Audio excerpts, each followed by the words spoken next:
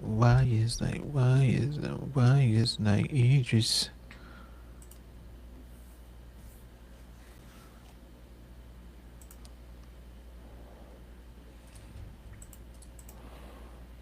All right, YouTube looks good. Yeah, be live on Facebook, sharing now. Cool beans. EP. We in our Jordan comeback season. EP5. All right.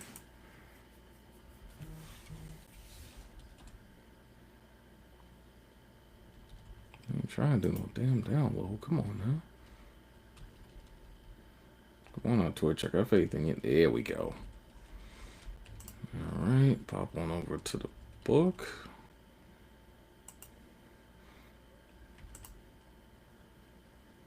Kill the volume.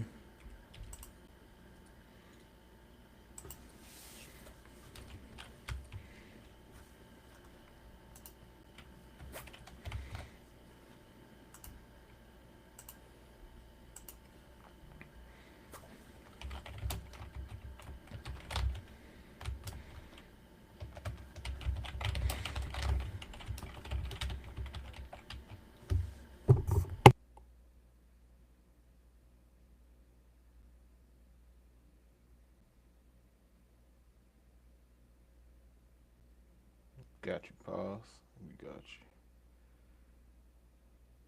He said about 10 minutes. Yeah, about 10. Maybe even less than that. Okay. Got the. Yeah, we got you, my boy. Stay tuned. Alrighty. We are live at socials. Got some viewers tapped in. We gonna get this show on the road. Mm-hmm. Ladies and gentlemen, I would like to welcome y'all to the most special edition ever of the Chris Logic podcast. Your boys are back with the 1 year anniversary episode, and episode number 45 to be exact. We are in, as my man said, MJ comeback season. We're in number 45. You know what I'm saying? Boys, we Four back. five. I got that 4-5 on me. Yes, sir, indeed. Got the 45. It's your boy Frost. Got my man Zay Tovin on the beat. Yes, sir. We are here. Episode 45. Don't call it a comeback. But yay. We a year in. We got some I think we got a good show for y'all today. Hope y'all enjoy. I say we jump right into it. It's good to be a year in. It's a Man, good feeling. that's it, man. Episode 45, man. Marking 1 year, man. Ever since we went came from very humble beginnings, man. Straight audio, no video. Then from slow progression in the video and then the Facebook, and then mad episodes, mad good debates, man. From us talking about the Kendrick Lamar and Drake beef to football to basketball to full circle, man. We are here. We have arrived, man. It's the 1 year launching of the Chris Logic podcast, man. I just wanted to take a special moment to thank everybody, man, for their support throughout this journey. Everybody that's been popped on, contributed, giving us like support from afar in the chats, beyond family, friends. I can't express on behalf of me and Zay how much I appreciate that support, man. And just I want to give my man, my co-pilot, his flowers as well too, man, because I wouldn't have picked it back up again and gave this podcast without a second shot, without those long conversations at the job, man, when it was hella slow. You know what I'm saying? We would just sat there and slowly start formulating that joint and putting it together, and a couple of When debates he's later, here we are. when he's saying slow, him putting it that way is putting it at a cheetah's pace because it was more than slow. Like to the point I came in, it was like, all right, hey bro, we doing this shit now or never. Like, ain't no Yes, more sir. ain't no more talking about it. It's right now, Yes, sir. right Yes, now. Like sir. it was a slow day that day. I was like, hey, we done talking about it. It's now, No it's now. doubt, no doubt, and the process, man. I just appreciate the grind and the process to get to that point, man. Just from, like me struggling, like I was getting ready to go with some of the same stuff I did. Shout out to my boys. I did the Triangle Offense podcast, Will Q. Forever love y'all, man, and just like kind of retracing those steps and like getting that itch to do it again with all the sports debates. But yeah, man, you definitely was the inspiration behind it. You know what I'm saying? So really tapping in, saying, "Yo, what it do?" Dang, yeah, man, it's been a year, bro. It don't feel like it, but that's because, like, again, it was a process. We went from like just strictly being on Spotify and working in the shadows and getting those listens, man, and just like kind of just retweaking the strategy and making those commitments, making the adjustments we needed, and here we are, man. I mean, I like to think we made a lot of progress and a lot of growth in the past year. Oh, for sure, for sure. Because me getting into this space is something that didn't happen overnight for me. It's not like I woke up one day and was like, oh, this. I've been talking about being in the podcast space for probably the better half of the last 5 to 6 years of wanting to get into it. And this is also part of the reason why I came about it the way that I did is because I had talks about Yeah, stepping into the space with other people and it just falling through. I mean, out to the point like we buying mics and we doing this and we be like, hey, we have to do this, and then all communication breaks down and it just don't happen. So when me and you teased the idea, yeah, and then we kept teasing it, and I was like, I can't even get this. Like, hey, right now, we making accounts, we making logins, we coming. Everything is about to happen right now. Like right, we are right. done talking about it. Like it's either you either go talk about it, or you go be about it. Like are you just gonna let it go by the wayside? No So doubt. I was like, hey, we gotta jump in here first, and Hmm. we go get it going. Like I mean, we may have talked about that on a on a Friday, Thursday, Hmm. Friday. By that next Thursday, we was up and rolling. Like Yeah, no doubt, man. so, I just remember like knocking the dust off like everything, man. Like finding the mics, finding my the little Turtle Beach joints. I've been using them since. Like yeah. it's definitely been a journey, man. And I just appreciate the grind and the growth and me even us even like slowly unlocking like really on how to utilize social media to like help like polish it and get into where it is now, man. But I'm definitely hella excited for the journey that we traveled so far and what lies ahead, man. I'm super like I'm pumped. I'm geeked, man. You know what I'm saying? Paz tapping in there. Let's see what he'll be making his debut shortly. No doubt, man. And that's what it is, man. It's about just having fun, bro. Like I tell people as I'm talking to them about it right now, like just casually, like though, just go do it, man. Like, it ain't gonna look pretty out the gate. It's gonna be mistakes, it's gonna be bad sound, it's gonna be hectic, stuff not getting done, some dates where you might not meet it. Just go do it. It makes you commit to doing it that second time and that third time, and next thing you know, man, it's gonna be a routine thing. It's gonna feel like a part-time job. It's gonna feel like it's gonna be some moments where you like, man, I'm doing this shit for free. I ain't getting paid for it, man. I ain't trying to I fight ain't through getting it, the man. likes. I ain't getting the likes. I ain't getting I the ain't getting follows. I ain't getting the reshares. I ain't getting like, the yeah, retweets. I ain't man. getting. Yeah, Man, my yeah. people ain't It's a support me, grind. man. Like you gotta fight through it, man, and just Look, at stay. the end of the day, one of the hardest things to mentally overcome is that, yeah, like family and friends, you know, I love them, No doubt. and but you got to understand that Hmm. yes, you want their support, and I Yep. love the people, my fans and friends that support me, Hmm. but 9 times out of 10, they're not going to be the core audience, No doubt. and you have to be able to oversee that and keep grinding and pursue that lane. Like, yeah, that group of 20 family members, 30 family members isn't gonna. If there's something that you want to do to put food on your table, that's not going to be something that's going to make that happen. You have to look at the wider scope of things and widen that horizon and widen your just being able to get past that obstacle of it. Hmm. And once you get past that, it will make the grind easier. So, and No that's what we're doubt. trying to achieve in year two. Year one was finding things out Hmm. and refining. Now Yep. it's to further refine, and it's time to take off. Like that's the goal. So hopefully some great things happen in year two, Hmm. and we can go from there. Yes, So sir. I'm ready for it. No doubt, man. Again, it's just special to shout out to everybody that's shown that love and support, man. And just, as they always say, man, continue to pour into us as we continue to provide the great content, man. We appreciate that love and support, sincerely, because we wouldn't keep doing it, man, if it wasn't for y'all's love and support, man. So shout out to everybody that's done tuned in, shared, viewed, subscribed, man. And as I always say, man, continue to, do that same thing, and provide that same reciprocation and energy. You know what I'm saying? And that's exactly it, my boy. It's family definitely deeper than blood, man. And that's all it's about, man. Family, it's not always like the people you share blood with. It's definitely that camaraderie and that team that's with you in the trenches when you're going through the struggle and on the come up. You know what I'm saying? So, Facts. And that's facts. and that's facts, no doubt. So, we are going to give my guy. He's kind of chimed in into the chat, man. He'll be making his debut here on the podcast, here, man. And he's been a very avid supporter of the squad, and I'm going to give him the green light to join. And you know what I'm saying? Let him give him his minute, man. But we appreciate him like continuously showing that love and support, man. We're gonna open it up for my man Paz coming in with the theme music. I like it. I like it. Little grand entrance. No.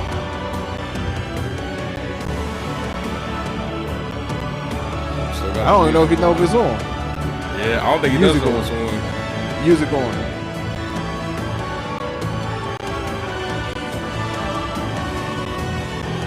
It's a lot of background music. We're gonna double check here in a second. Hang on. Got you. There we go. Theme music down. Shout out the theme music back on.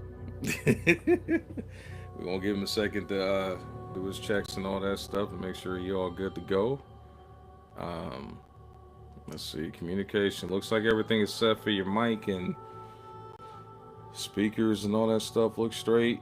Check your inputs, man. That's all you gotta do is check your inputs. So we're gonna come back to you here in a second.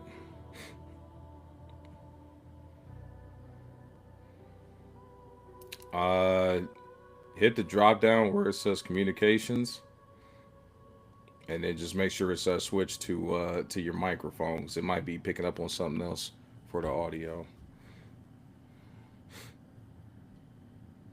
That was a nice touch with the intro music. I was actually. I don't even think that was playing, bro. All right. Still nothing. It's playing whatever's playing in the background. Like, I don't know what exactly it is. Try leaving and coming back. You might have to do that. No doubt. My boy said Came in with his own theme music. I like it though. I like Ain't it. nobody coming to see you, Otis. Get the fuck out of here. Ain't nobody come to see you, Otis. They came to see the Temptations. Ain't nobody working like me, boss. Crazy pause. Crazy pause. But we gonna slowly keep it moving, man. See if we can get our boy back in here with after the sound check and all that here. So, a couple things we're gonna be talking about with y'all here today is we got some NBA talk. Obviously, we got some. We good? Yes, sir. We can hear you now. And clear, yes, sir. Yeah. Everything cool? Everything smooth, my boy. Just reposition yourself. Yeah, half your face you is go. cut off on your Harvey 2 face. Somebody call me Don, cuz.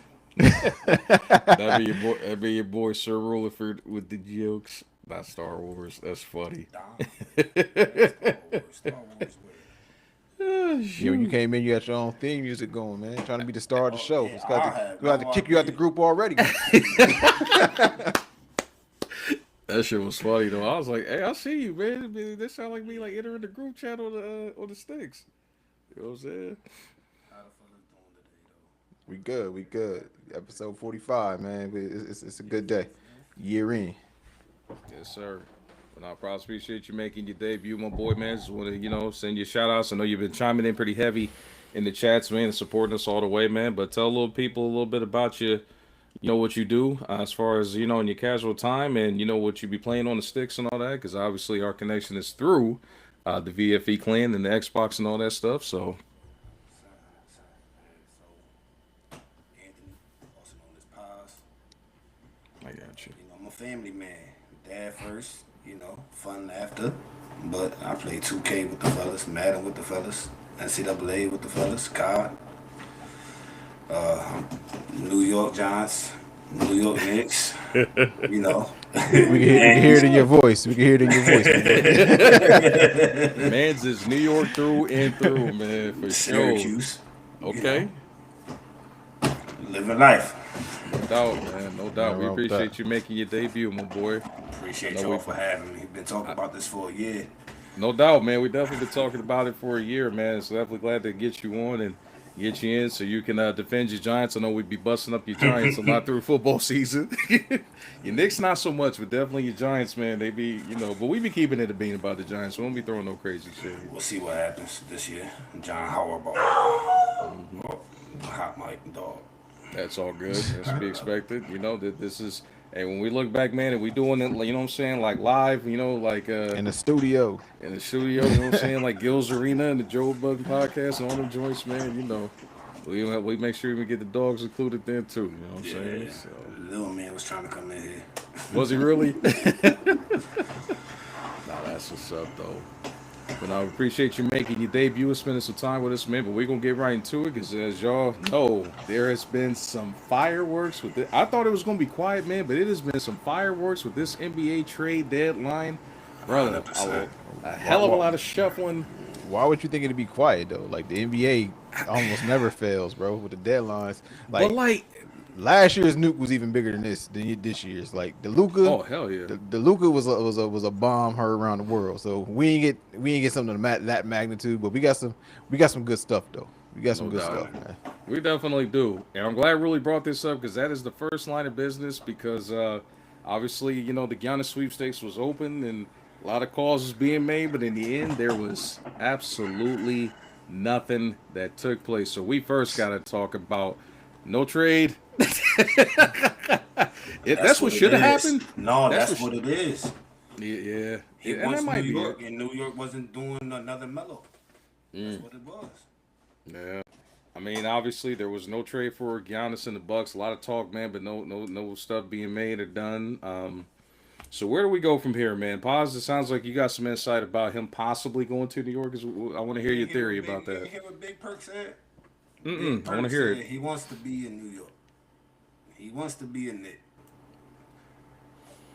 I get that. Perk be talking out the side of his ass though. Like, like I can only take Perk so much of Perk like pause. Yeah, but because he be bugging. He be bugging. Nonsense, like no doubt. he be bugging. So like I get it. I said some people would be traded on the last episode. It's funny, like everybody I mentioned almost being traded for Giannis got traded except Giannis. Like Garland gone, Jaden Ivey gone. Like oh man, we're money when we need him, boy. About that Jaden Ivey shit, boy. He should have been a Knick too. Yeah. They gave him away for some Cracker Jack and some peanuts. They go to a rival. We don't fear you none, boy. That was so disrespectful. Like, you send them to a division rival, man, and like just be like, we don't care. We fear nothing about what you got. The one thing I don't get is the Bulls. The Bulls had the most confusing trade deadline. They traded away everybody for guards. Like they got like all guards. That's big too. Yeah, for a guard, they also brought in Dillingham. Yeah, Dillingham from Minnesota today. I like that pickup, like though. I like the pickup, but it's like you already got 5 point guards. Like it's like ridiculous the amount of guards they bring in. So I get it. I don't know why Minnesota never gave Dillingham a true chance, because I feel like him and Ant should have worked. Just in theory, but hey, we here now. We can't talk about the past. It's the past now. But I don't know the direction that Chicago's going in. I know a lot of them were expiring deals, so maybe they're just trying to free up the cap space. So that's what I'm thinking. Maybe they're trying to go heavy in the free agency, but that's all I can see, because a lot of them are expiring deals. Like even Jaden Ivey, he's his 4th year, so they had to pick up. They get his bird rights, but they would have to pick up his option, or else he's a restricted free agent. So you can get that off your books. There's another guard that they got. I can't think of it right now.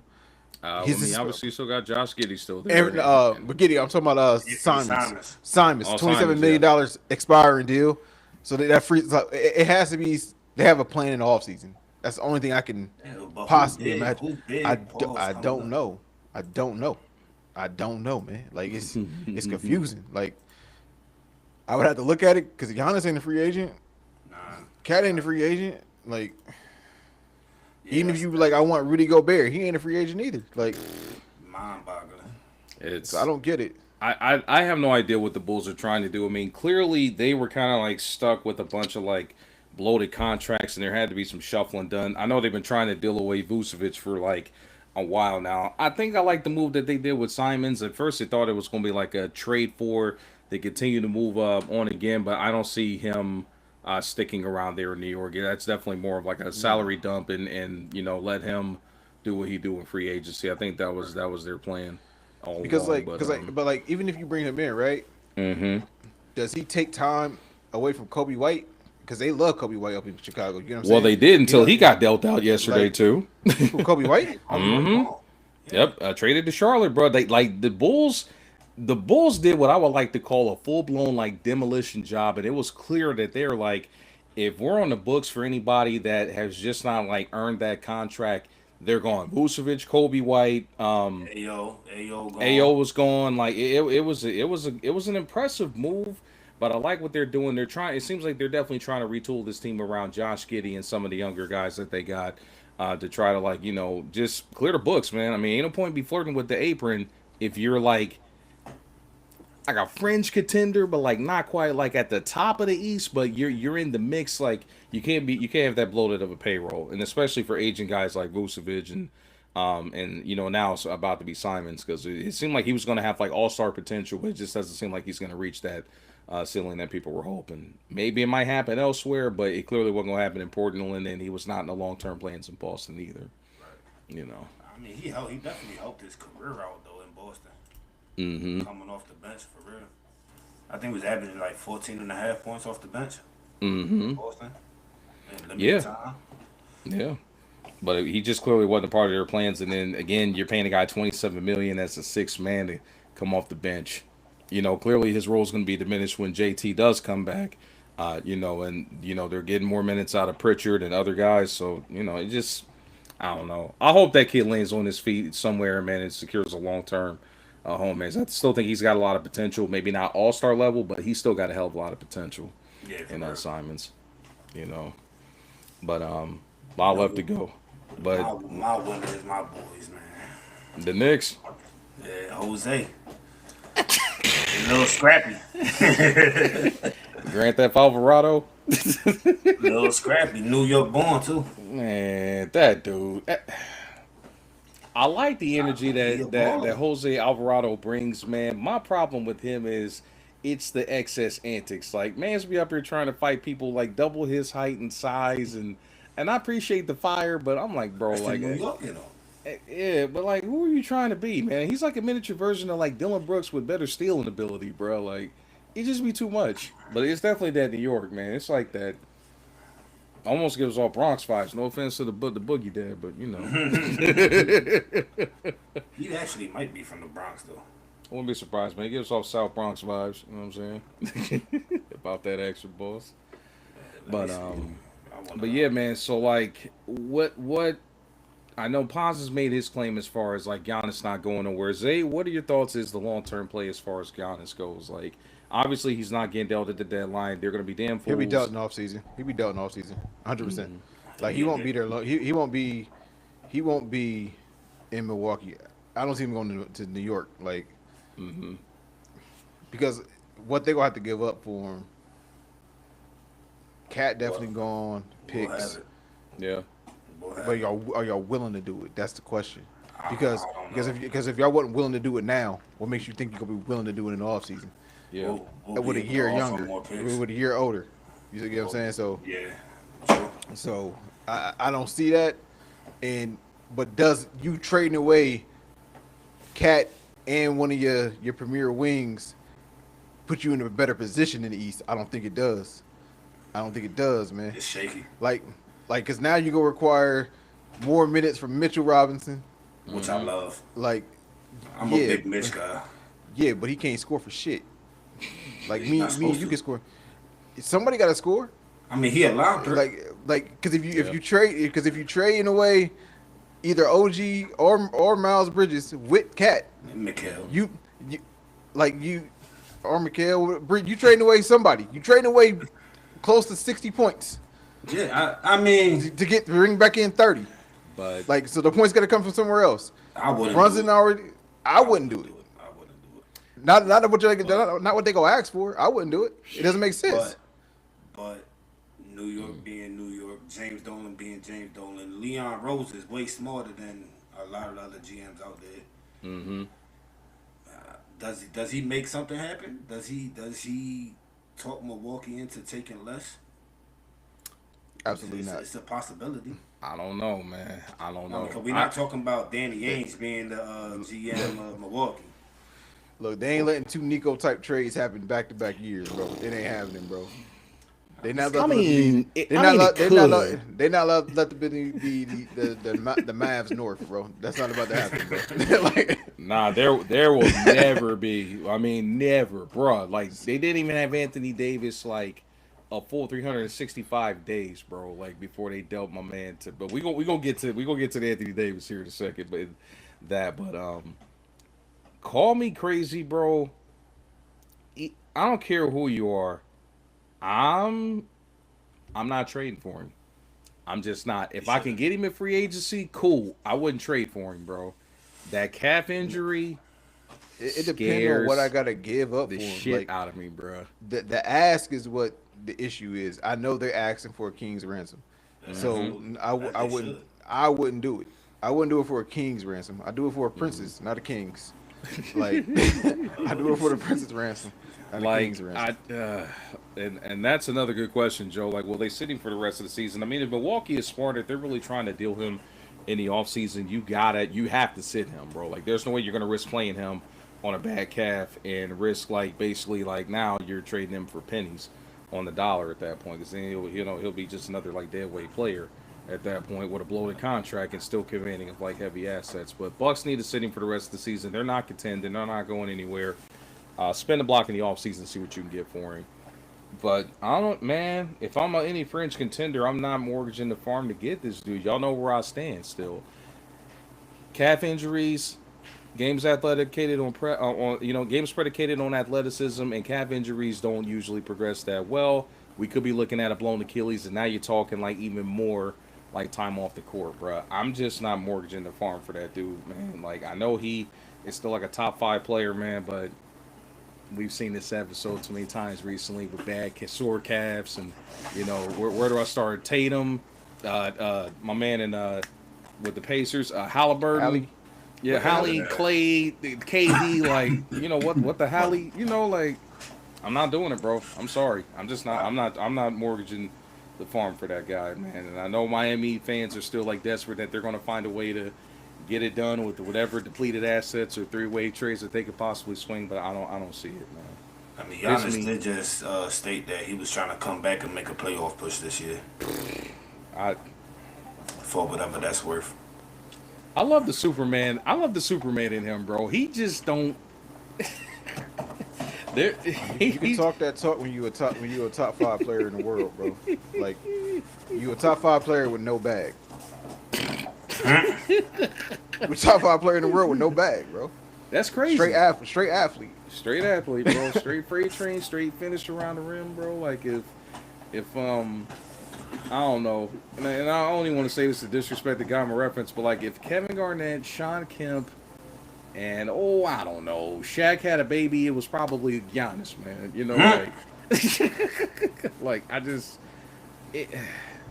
Shaq's inability to shoot, KG's like ridiculous like length balls, and Sean Kemp's like freakish athleticism, man. There you go. That's Giannis, bro. That's Giannis. Yeah, I can't even throw Kevin in there because honestly, if Giannis had Kevin's skill set, he'd be unfucking stoppable. Boy, he'd be able to hit the midi. Boy, unfucking stoppable. Post fade, like imagine if he had a post fade at least, bro. Like unstoppable. He'd be the best player in the league even now in his 30s if he had his skill set. So. Man, I hate that for my boy, man. 'Cause it's going to be a sharp decline, bro. Like I give him, if he stays injury free, 2 maybe 3 more years of effectiveness, and it's just going to be a sharp fall off, bro. Like I hate to see it. Even like Ruley even said a couple last week, or even Money. They said, will it be a Sean Kemp kind of fall off? I don't think so as far as like the drugs and the bad eating habits goes, but it could be that quick of a fall, and next thing you know, we're looking at Serge Ibaka disguised as Antetokounmpo. I mean, because his size is only going to get him but so far, pause.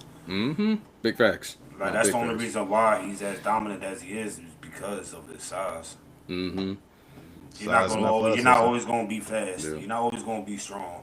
I mean, Nope. you probably always be strong. He's a freaking nature, but Yeah. his speed's gonna decline. The jumping ability, the the explosiveness, it's all gonna come downhill, bro. Like he is not gonna be a guy that plays into his late 30s, bro. It's just not happening. Yeah. It's not realistic. I'm not trading for him, Nope. I but wouldn't. I could see the Knicks doing it just because it's New York. Oh, yeah, it's New York. It's the show. It's the Mecca. They gotta do something for him.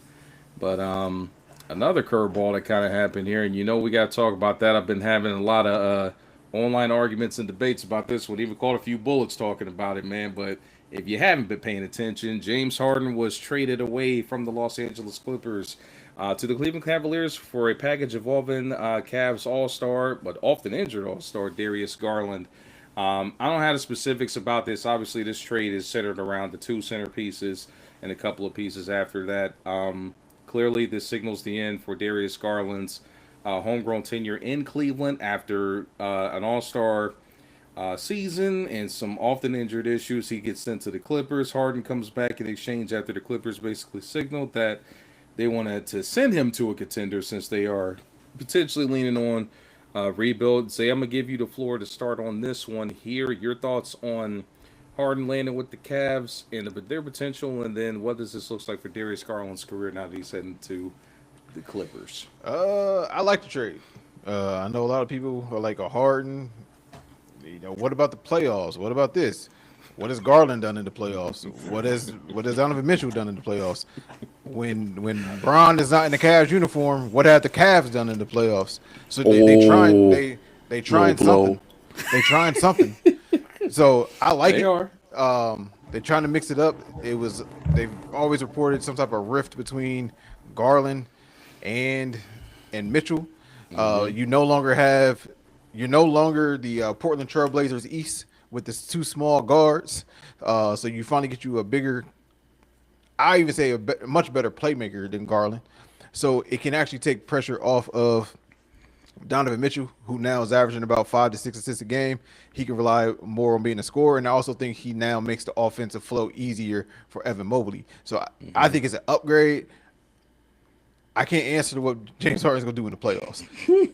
Maybe it changes because he no longer has to be the one man, or in his head they have to be like, you're not the one option. It's Mitchell's show offensively. So we go see, because somehow Mitchell will drop 50 in the playoff game and lose like every trip. Like I don't get it. And it be an efficient 50. I mean, he's shooting 55% from the field, giving you 50 points, 10 assists, and an L. So I don't get it. But they tried something, and they're trying something, and they were able to keep their bigs in doing it. So I like it. We just got to see how it plays out and how he meshes with them. But I like it. As far as Garland goes, I was never super big on Garland. Yeah. Also, it was inconsistent. So it's cool. I don't think it would touch an All-Star game again, being in the West. No.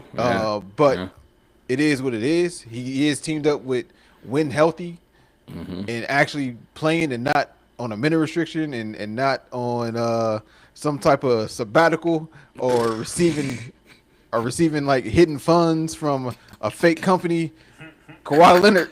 Oh man, yes. Kawhi Leonard is still one of them ones. Like, but all those things have to be in line for him to be one of them ones. That's the question. That's the issue. But I also don't think the Clippers got better with it, because they also traded away Zubac today. So they don't have a big anymore who was giving them 15 and 10. So it's almost like they said F you to Kawhi. I'm surprised he wasn't traded, because they blew it up. They blew it up and just kept him. Who's to say that? But who's to say that they didn't try? Nobody's like, you know what? I'm not paying full-time money for part-time or quarter-time temp agency level services from Kawhi Leonard. Hey man, a contender. If you can just show up in the playoffs, we'll get to the playoff. Like honestly, if Boston would have did it, and be like, hey, it's a 1-2 year deal. Tatum is out. We getting rid of Simons anyway on the expiring deal. Let's make a playoff run. It makes sense. It makes sense. Oh my but, goodness. But nah, like Kawhi when healthy, he gonna give you 25, 5-5, and he make people better around him, and he's still one of the best perimeter defenders in basketball. When he decides he wants to play. So. Oh yeah, I mean you'll get him every 10 out of 25 games. It's a nice little ratio. Yeah, why not? Pause your take on the Harden Garland swap and those two's long term. Clippers get off of aging Harden. Get a often hurt but younger player in Garland. Similar skill sets, but not really. Harden's more of a playmaker. Garland's more of a scorer. Harden this year is more of a playmaker. Let me. Harden this year is more of a playmaker than what he is scorer, but he can still do it. I don't know about that comment, man. Like you got to forget. Y'all forgetting about the MVP year and what he was doing. What he was no. He said He's historically. Yeah, he talking about historically he wasn't a playmaker. He's always been around 8 assists, 10 assists. He's always been that. But he was doing it sneakily. He wasn't. He wasn't making it his primary focus to make everybody around him better. Just because you get assists don't make people around you better. Because I don't think Westbrook made anybody better around him, but he averaged a triple double. I disagree. I don't think. You think you make KD better? No. No. Did he make Harden better? No. Yes. Did he make Serge? No, he didn't. Yes, he did. Talking about Russ? He didn't make Harden better. He didn't make Serge better. Yes. No, he didn't make them better. He didn't make Serge better. I disagree. He didn't make Paul George better. He doesn't make people around him better. He's a stat patter, which is fine. He's a Hall of Famer, first ballot. But he doesn't make them better. Just because you get the numbers doesn't get people around you better. He doesn't make people better. This is getting ready to shape up into a great debate here because I love the energy he's bringing about Russ right now. Go ahead. Harden, he also didn't make people better. They just shot 83s a game when he was down in Houston. He didn't make people better. But he's always been around. He's more of a playmaker now than what he was. He's always been a playmaker. He just doesn't make people better. He's always been that. He's always been a dribble penetration and kick guy. That's him. That's what he does. And I don't think he made anybody better. And with the Clippers, Kawhi didn't get better. Zubac didn't get a 10-10 guy. Always. He's been that since he left LA. I mean, since he left the Lakers. He's been that. He's been that. He was even. That's all they had. But he did it. He's did it. He's been the only option. Yeah. So and to say like Garland is somewhat at times a better. He only averages 6.5 assists. So you telling me Garland, who is somehow a better playmaker but averages less assists, also doesn't make people better around him to the point they had to bring in another ball carrying option in Mitchell, and they chose him over him anyway when he was their first round pick. Yep. They only got Mitchell because Danny Ainge wasn't able to fleece anybody else. It don't matter if he wasn't able to fleece him; they didn't get it. Good point about Danny Ainge. The master fleecer. Oh man, don't get me started on Danny Ainge. Like Garland's a good player. I said on here, I like bigger point guards. Yeah. All right. I've always said that. So Shea, Cade, Harden would fit that mold because he's 6'5", but Brunson better than all of them. Short king. Big body Brunson. Maybe not Shea, but I definitely would say he's up there. If you think Brunson's better than Cade, you crazy, bro. You just a fan, so I respect I'm it. Hey, all I'm gonna say is with Cade, it's looking good now, but let's wait and see how he does in the postseason. Because the same discussion I'm about to have about Sir James Harden, we may have about Cade, but we'll see when that time comes in the postseason. Well, one time, chill out. No doubt, and didn't really do squat, but I think James Harden could win Cleveland a game in the playoffs. A game is crazy. A game in the playoffs. Mitch, you gotta think he's the third option on the team. I just Mitch, want to. Mo, and then Harden. Yeah. So I mean, he fits Cleveland Oh, does he really? on the offensive side. I think he does. I think he does. Defensively, it's Don't be surprised if he back up to 11 like he was with the Nets when they actually had everybody. Or like that short window that everybody was healthy. So All right, I got to address the elephant in the room here because apparently we keep conveniently forgetting about the what happens in the postseason with this guy. The former league MVP. The also I'm in firm agreement that he is a stat patter. I think James Harden is one of the most overrated superstars in NBA history. Like, you want to talk about Russ being a stat patter? Oh, James Harden just overinflates that even further. He does get a team a bunch of opportunities to shoot threes, but all those stats, the regular season stats, the triple doubles, the assists, it all looks good in the regular season. But what happens in the postseason? The guy is going to disappear. He's going to be the scapegoat as to why the Cavs may not even go past the first round or going to struggle. Like, I get it. You had to break up Garland and Mitchell. Together, they were defensive liabilities, right? Two small guards. It hurts you when you go up against teams with bigger lineups. I get that. Darius Garland was often injured. You're paying him a lot of money. It wasn't fulfilling the promise. He hasn't had All-Star season in, about 3 seasons now, counting? He made the All-Star team about 2 or 3 years ago. when it was in Cleveland. Yep. They had to trade him away. I hate that they did it for James Harden. 36 years old, has not been able to showcase that he is a winner in the postseason when it matters the most. This is there. Now, don't get me wrong. The East is watered down right now. It is open still because most of the Blue Bloods are compromised at this point.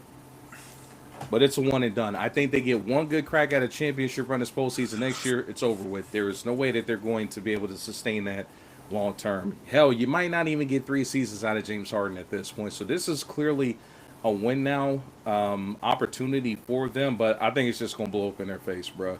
We've seen this episode over and over and over, whether it was in L.A., whether it was in Brooklyn. Now, granted, Brooklyn didn't have them all, healthy at the same time. But we've seen it in Brooklyn. We've seen it in Philly. We've seen it in Houston a multitude of times. And God forbid the last time he made the finals, you can make an argument he was the weakest link out of him and KD and Russ, when they were all puppies with OKC. But when the chips are on the line, you can't count on this dude, bro. Like, the stats and all that stuff look great. I'm just not sold. I don't think it's going to work. I think it's going to backfire big time, especially because for a team that was pretty solid defensively, who was already regressing, that just further compounds that problem. Because James Harden's going to give you nothing on defense.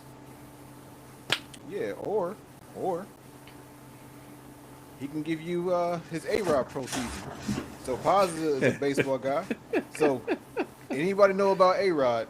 Okay. One of the worst postseason players ever. Until he wasn't. And it was late in his career. When he was a what? A New York Yankee. So it's possible.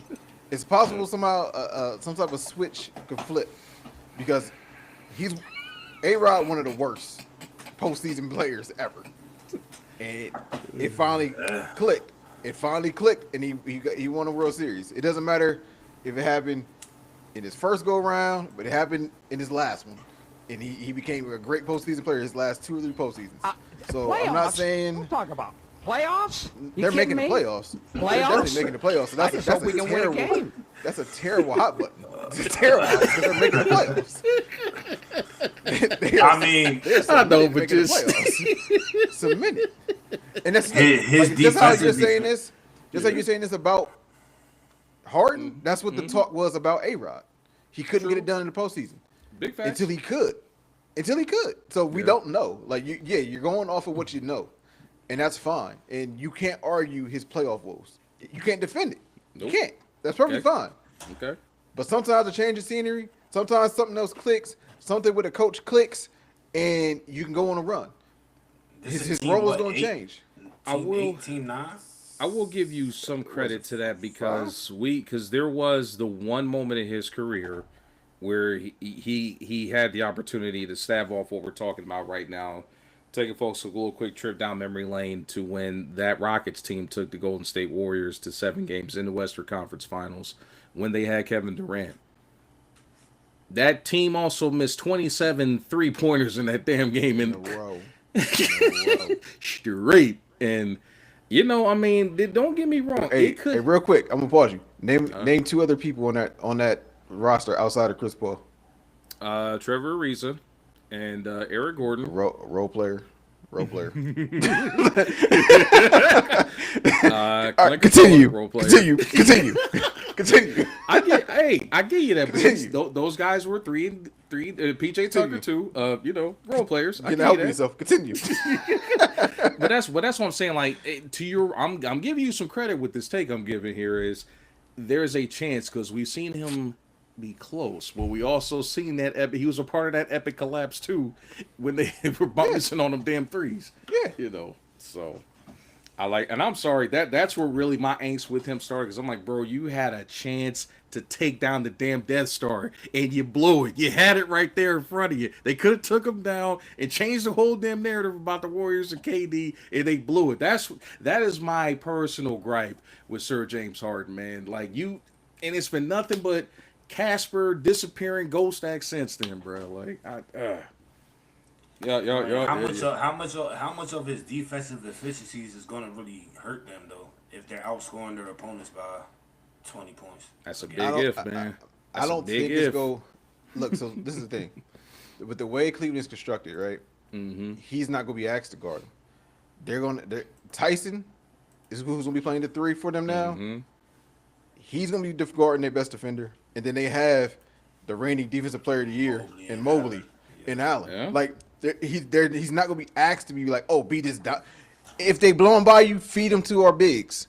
Just don't give up a 3. Force them to the inside. That's the defense he's gonna play, and play passing lanes because how bad Harden has always been on ball defense. He has always been historically like a top 10 guy in steals. He's always plays averaging just above 1 steal. Yeah, I get you that.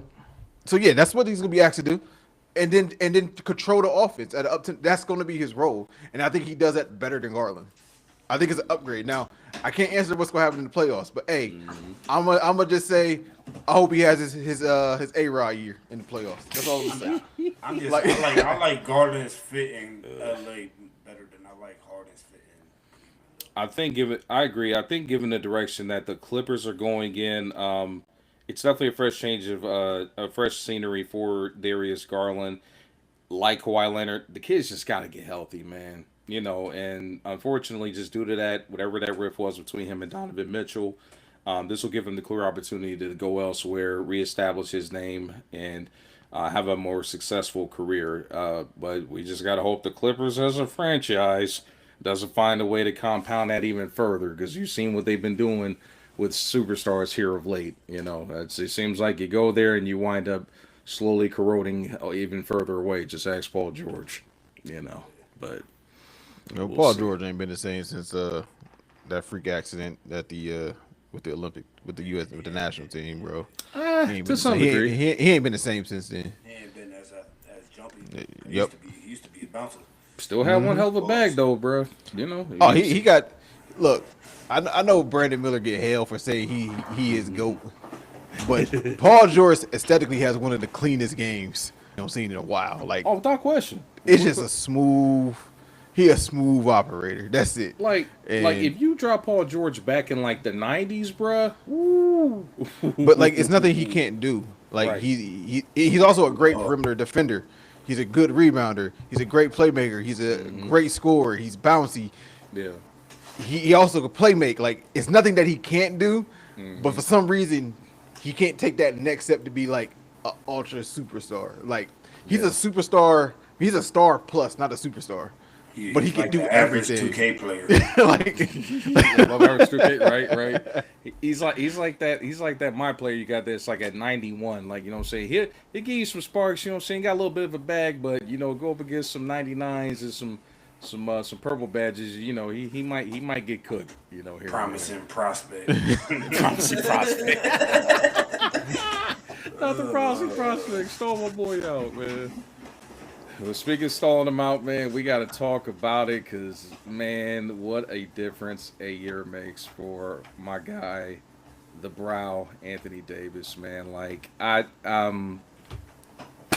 WTF, bro. Like, if you haven't been keeping up with AD for the past year, man, it got very dark very quickly. Everything seemed to have been going okay out there in Los Angeles, man. You know, alongside LeBron James, you know, a few years removed from the pandemic ring, and all of a sudden, out the blue, he gets included in the trade for Luka Doncic and becomes almost an instant afterthought. Catches all the hell from the Dallas Mavericks fan base. Is this your kid? Is this what we unloaded the generational talent for? To less than 1 year later being shipped off to purgatory with the Wizards, bro. Like, how in the hell did we get to this point where Anthony Davis, man, a top 5 big man, is with the Wizards now, brothers? Like, how do we get here? For Washington, though, I love it for Washington. Mm-hmm. I like it a lot. Like, I like it a lot for what it could potentially be. The issue is him staying healthy. Like, because the thing is, like, because I know people get they be like, oh, you traded him for AD.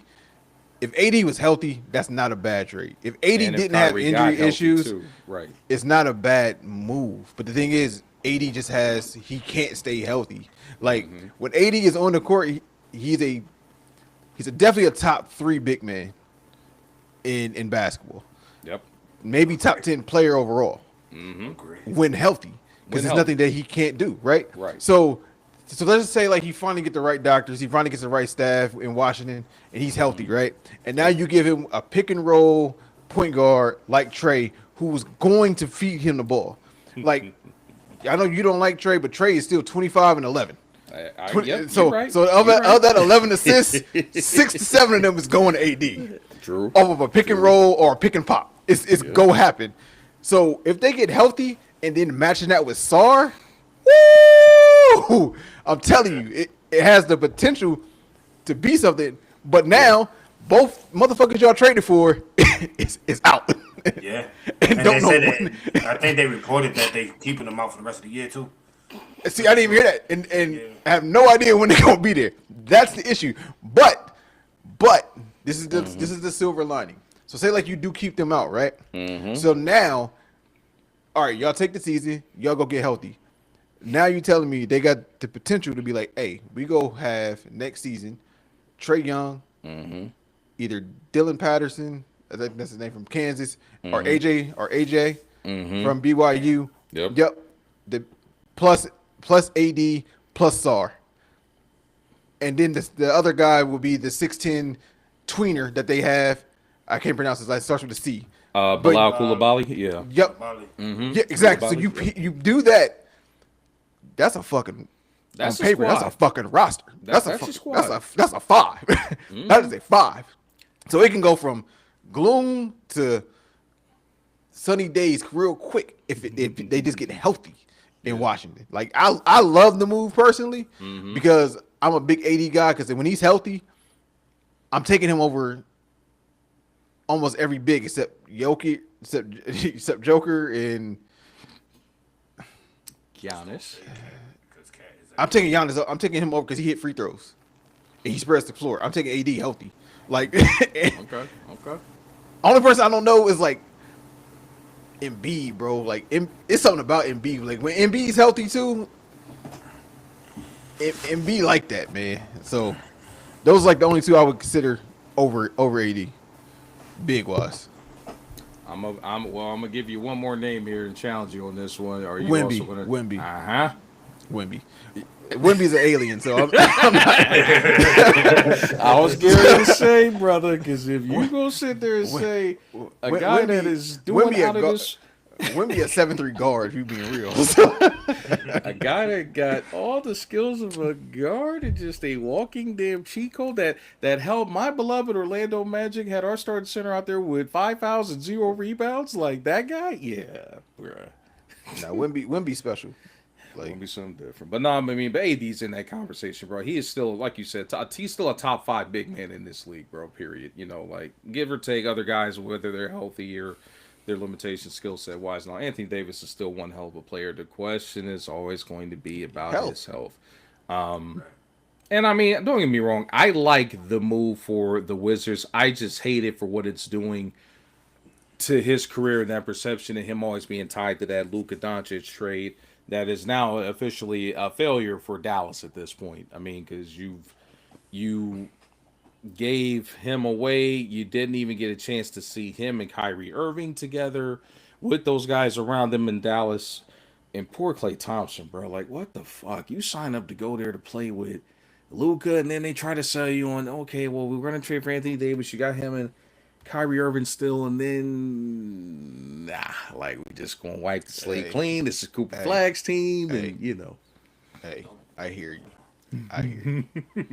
He moved to Dallas and bagged Meg. So say what you want. No. Hey, that, you know. he win. He win. It might be, he might be a cut candidate though. What'd you say? He might be on. He might go on the waiver wire.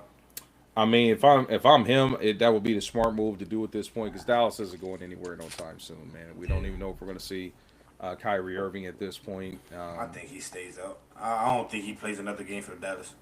I think he's going in the summer. Damn. Yeah, I think he'll still have 1 year left on his contract, right? I think he gets traded. Yep, I think he gets traded this summer. Damn, that's tough, bro. That's just me. They're trading AD away now. Kyrie and just Coop. Nobody else. I mean, I think you got to test the waters to see what you could get for Kyrie, but, you know, yeah, Dallas is a very fluid situation. I mean, the one thing about it, they got Cooper Flag. They have some hope. They just got to choose whether they're going to try to contend or just strip it down and start from scratch. They got a tough decision to make as a franchise now, and hopefully Cooper Flag can be the hero that Gotham needs and the one that it deserves. You know, he doesn't deserve all this backlash from that Luka Doncic trade, but you know, that boy been balling. That boy been doing what he's supposed to do. No doubt. NBA history. Number 1 overall pick. Made NBA history the other night. Sure did. The only teenager ever have 3 straight 30-point games. Crazy work. Crazy. Kid special, man. I'm going to be curious to see how the rest of it progresses for him, man, for sure. So, but we are going to hit the final stretch here. But before we get into the final stretch, though, Zay brought up a good point as we were pre-gaming in the podcast. There was some breaking news that emerged about, and this happened like I shockingly I woke up from my nap as I was getting ready for the pod, and come to find out after Cam Thomas, the walking bucket himself from the Brooklyn Nets, got released, waived, and they just said, you know, forget the points, forget the buckets, forget the money. We're just gonna, you know, go home, Roger. Basically hit him with the go home, Roger. Like, what? How do we feel about the Brooklyn Nets basically turning Cam Thomas loose, bro? Like, no trade, nobody couldn't make a move for this guy. He's a walking bucket, or is he that bad of a offensive cancer to the point where he was untradeable? I just think they couldn't find the right partner for him. Personally, I think we're the right partner because they probably was asking for too much because push come to shove to get nothing for him. Sometimes you just gotta cut big. Like, yeah, we go do. Give me 2 seconds and we'll call it a day. Like, give me a second, I call it a day. Get something. Like, I'm not saying you go end up with a superstar, but at the end of the day, you got to remember Draymond Green, Gilbert Arenas, Joker with 2nd-round picks. So you can find something in the 2nd round. You got to get something for him, bro. Something for him. And y'all just letting him walk for free. Like, you got to get something. I don't care if it's off the court issues because even Kevin Porter Jr. got traded for a 2nd-round pick, and he was wilding on the coaches.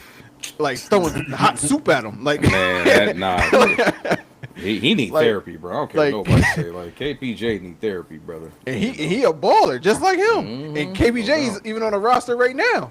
Didn't get waived, getting minutes up in Milwaukee. So, you know, he had to do his detour and go to China for a second and prove. Probably had to go to therapy a little bit after choking old girl. And but yeah, like. he a hothead, but so I know he ain't did nothing to that extent. At least reported, or at least reported.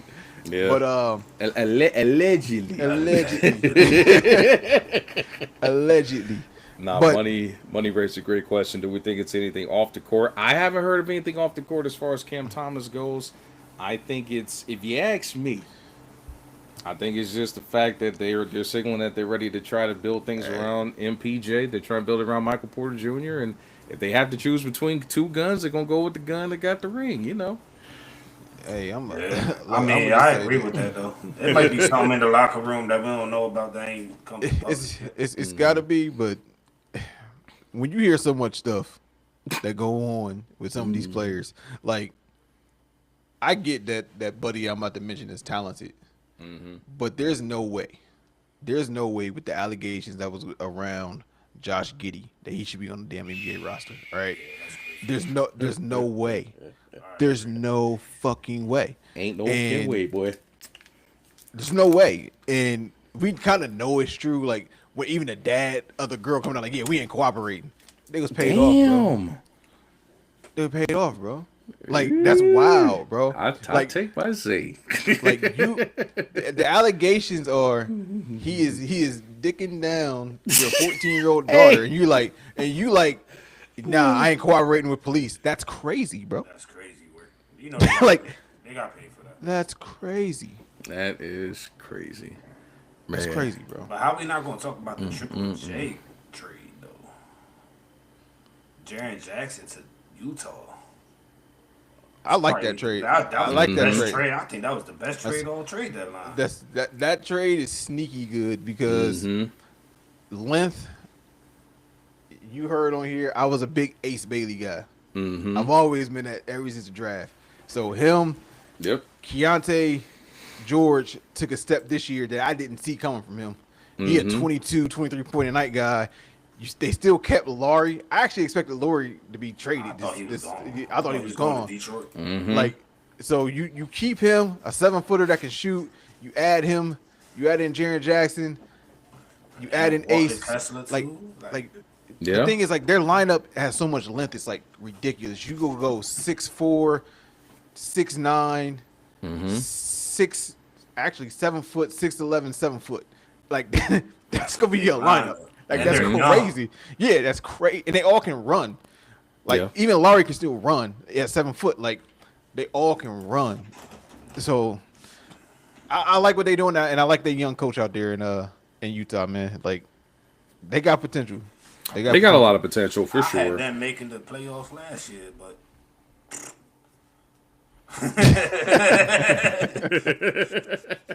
Yeah, last year was kind of wild, but Yeah. I like the move they made.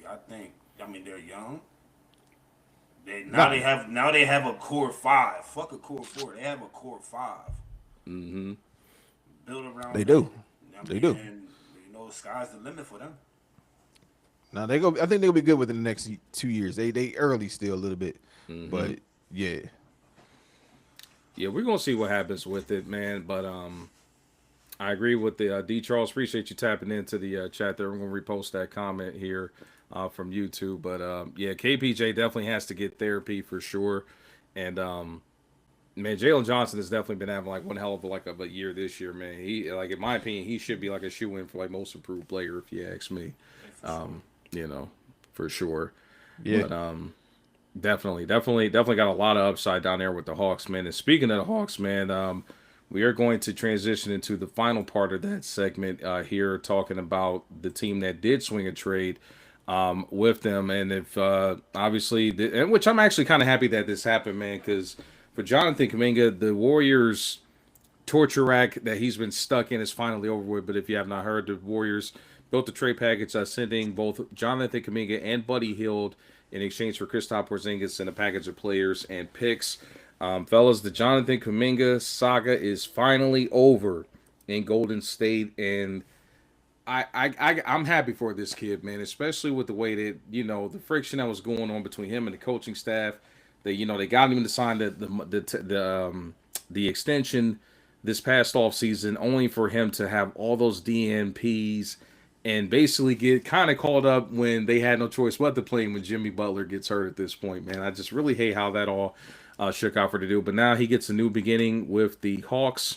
How we feeling about the Jonathan Kuminga landing with the Hawks and the Warriors getting their big man finally, even though he may or may not be limited in Kristaps Porzingis? How we feeling about that, fellas? I think it's a win-win. Win-win. Atlanta gets young. It's another young team, another team that's building with youth, and Golden State gets their stretch five that they've been looking for how many years now? For a while.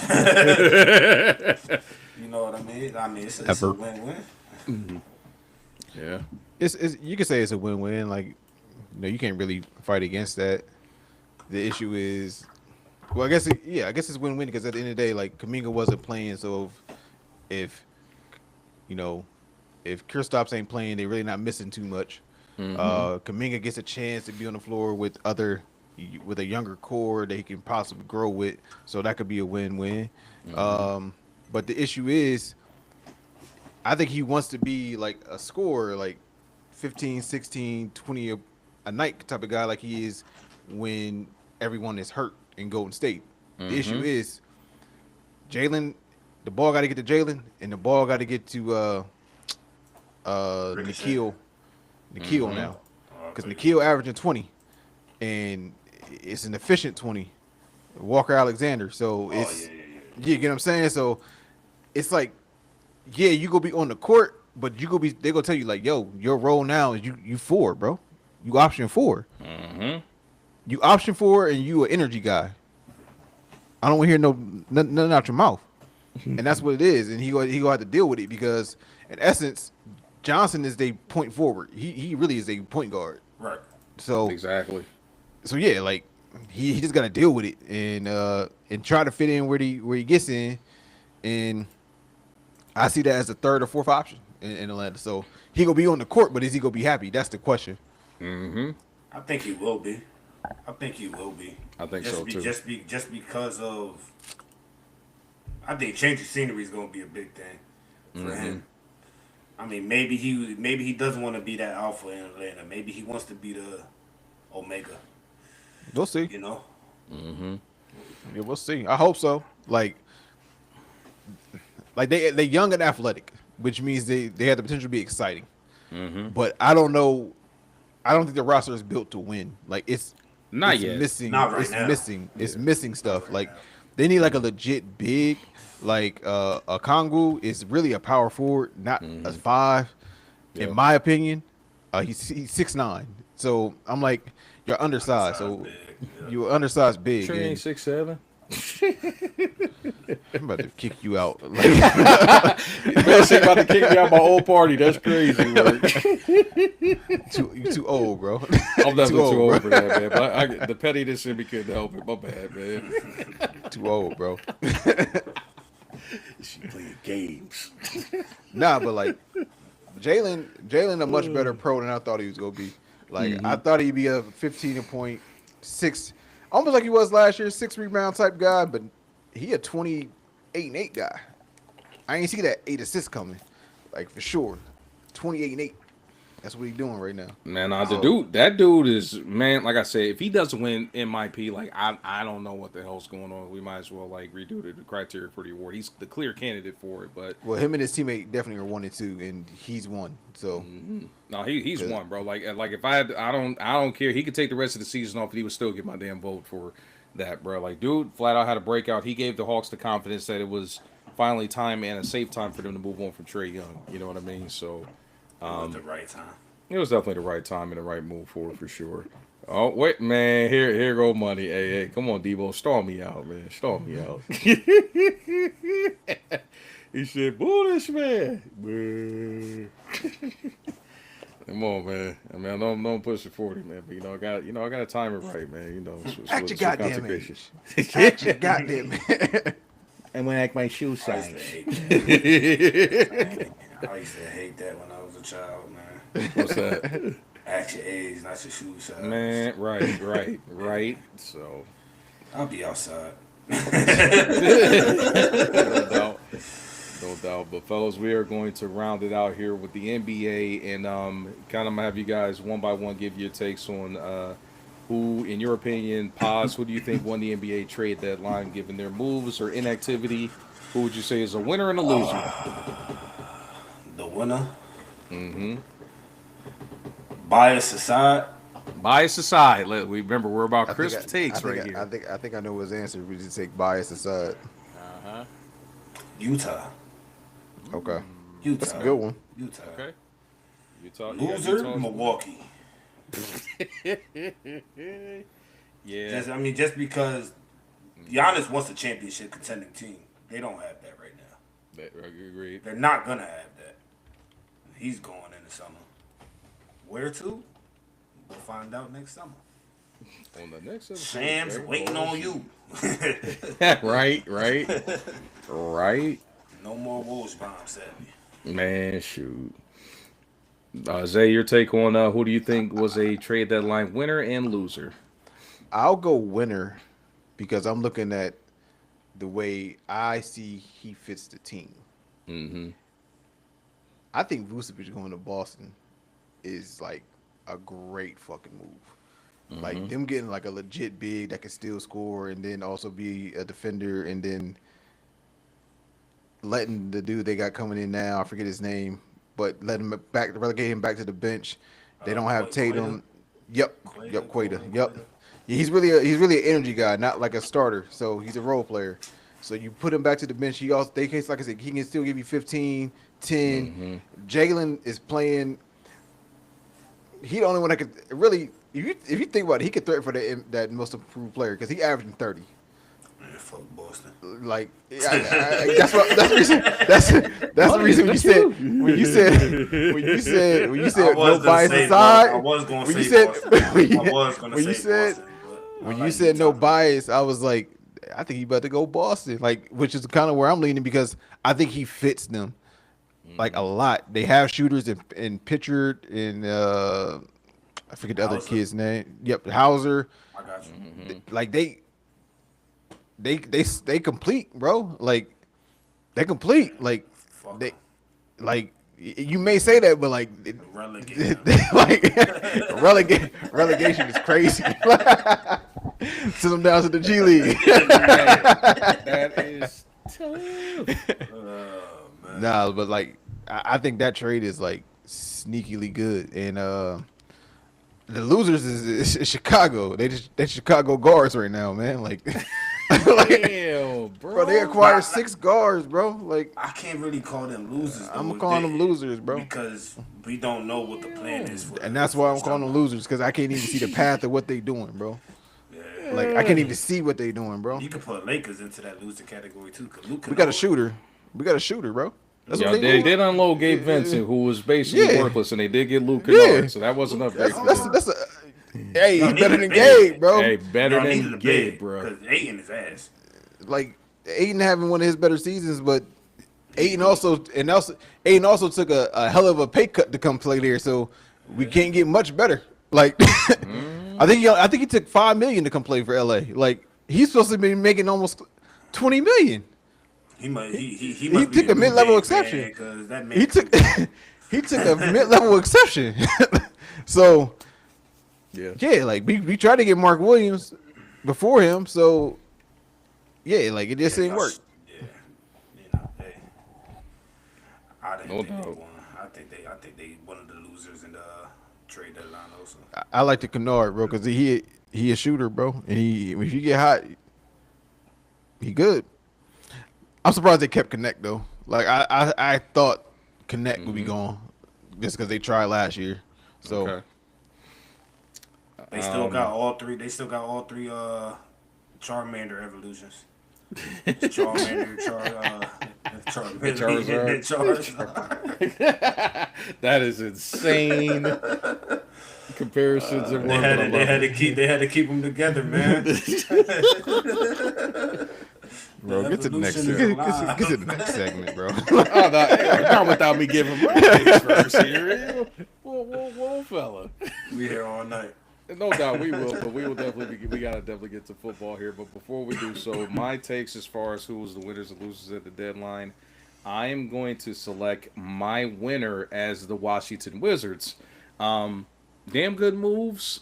Even though there's question marks surrounding Anthony Davis's health, man, like they went from basically being a bottom dweller to after the Trey Young trade, and now bringing in a established veteran big to pair with some of those young pieces. Washington could easily be back in the playoff race next season, considering they come back healthy.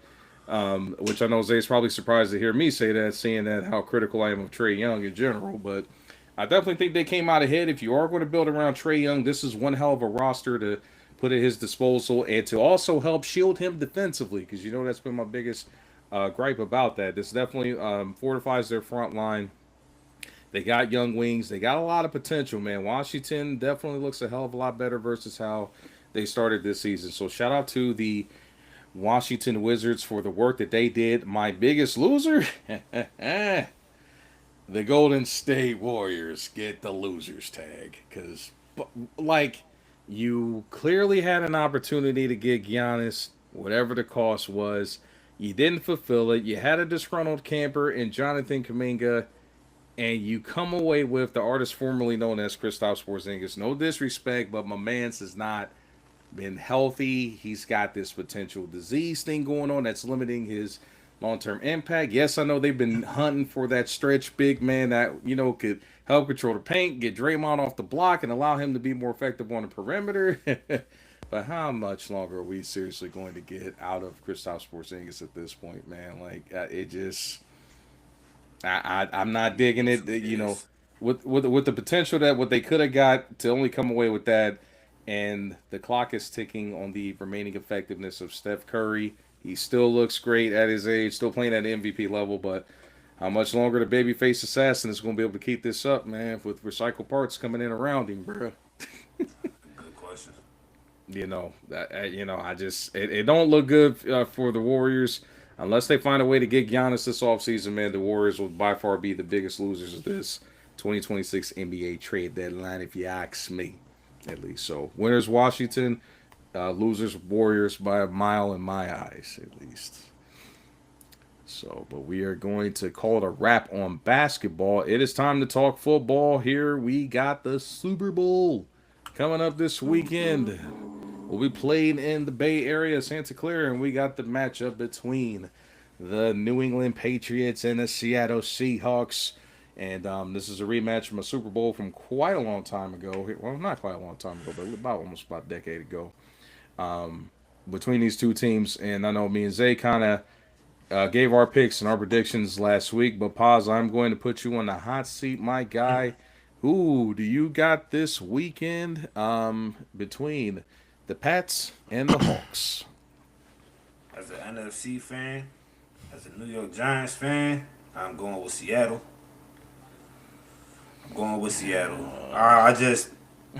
I think they're going to bring way too much heat to Drake May. Drake May's been sacked 15 times. 5 times each game. Mm-hmm. They're going to surpass that on Sunday. He'll probably get sacked about 7 times because Seattle's defense is strong. Mm-hmm. Shaking your head over there. Oh no, I'm with you. It was a good shaking the head. Yeah, like because this is what I've been saying, bro. Like that Seattle defense is like, yeah, it's tough. Too much. It's I tough. think it's going to be the best defense that they played against all postseason. Oh, 100%. Well, debatably. Denver's defense is like that. Mm-hmm. Debatably. The Denver's defense is like that. It's just they're not as good on the pass rush, but I think they have a better secondary overall than Denver. Like they have Pat is top tier, but Riley Moss is so bad that like number 95th ranked CB in the league. like it's so bad, bro. No, like you understand? Like if I was the offensive coordinator, I would throw at him every fucking play. Wherever he is at, that's where I'm throwing it at. Because if I throw an incompletion, it's probably gonna be a damn pass interference because he can't defend anyway. He led the league in defensive pass interference calls and he missed 3 games. I mean, I like Seattle D-line too. I like the D-line. I like the D-line. I just think pass rush, Denver's better, which the numbers prove that they led the NFL in sacks. Yeah. But I think overall, like linebacker play, secondary, All and three they levels. line, Yeah. they're better overall. Like, Yeah. because you're going from probably the best front four in Denver to probably like the third or fourth best front four. So it's not like a steep decline, but then you put that with probably a top 3 secondary, top 5 linebacking core all together. Yeah, I don't know. I don't even know how the game stay close, bro. Like, I don't know how they got the number 1 run defense for sure. I know that much. The Seahawks definitely got the number 1 That they do. run defense. So That they do. stout. You know I know better than most. Yeah, locked y'all up. Yeah, they definitely led the league in defensive rush average. Yeah, they locked up a bunch of back. Negative Great job. .26. Yep, like they like that. But 47 sacks, 18 interceptions. yeah, they like that, and like I don't see how New England has a chance, but like they don't stand it. They best hope. I better see Gonzalez travel all fucking game with Jackson. If he don't travel, it's a wrap. It's definitely a wrap. Like, because if you telling me you go chance putting a linebacker on JSN, 12 catches, $170, and 2 touchdowns, book it. He'll probably travel. Like he has to travel. If he It's don't not an travel, option. it's gonna be It's over. It's Yeah. gonna get ugly. I mean, like if he don't travel, I'm talking about 80+ yards in definitely the first half, if not the first quarter. Because if he don't travel, he's getting behind that secondary. In one drive alone, he gonna get 60 yards early. The only thing that worries me about Seattle's defense is are they going to be able to limit Drake May's rushing ability? I think they got the linebackers to do it. That's the thing. I think they got the linebackers to do it. That's the only thing that makes me question the game. But at the same time, I'm Seattle's offense is top. I think it's a top. It's a top. I know it's top 10, but is it top 5? Do we know if Charbonnet playing or not? Nah, he's not playing. He done. He done. He's definitely done. Yeah. I think he tore his ACL, didn't he? It's the K9 show. Yep. I think he tore his ACL. So He definitely done. Which I was nervous about until the NFC Championship. I was like, oh, he proved that he could take on that load. Yeah, he could be that workhorse. So I think he answered those questions. And the dude that came in relief of Charbonnet didn't do bad either. Even though he's not as good as Charbonnet, he just didn't do bad. So ain't nobody sleeping on K9. We just talked about K9. Get that Michigan State paralysis out of here, man. Get out of here, little brother. Get out of here. Like, that ain't who I think it is. Little big brother. Little big brother. That course money is gonna step up to defend this beloved sport. George Halani. yeah. He played well in the NFC Championship. So I didn't know they had Cam Akers. I didn't know that. I know that. I just fat check. But I like it.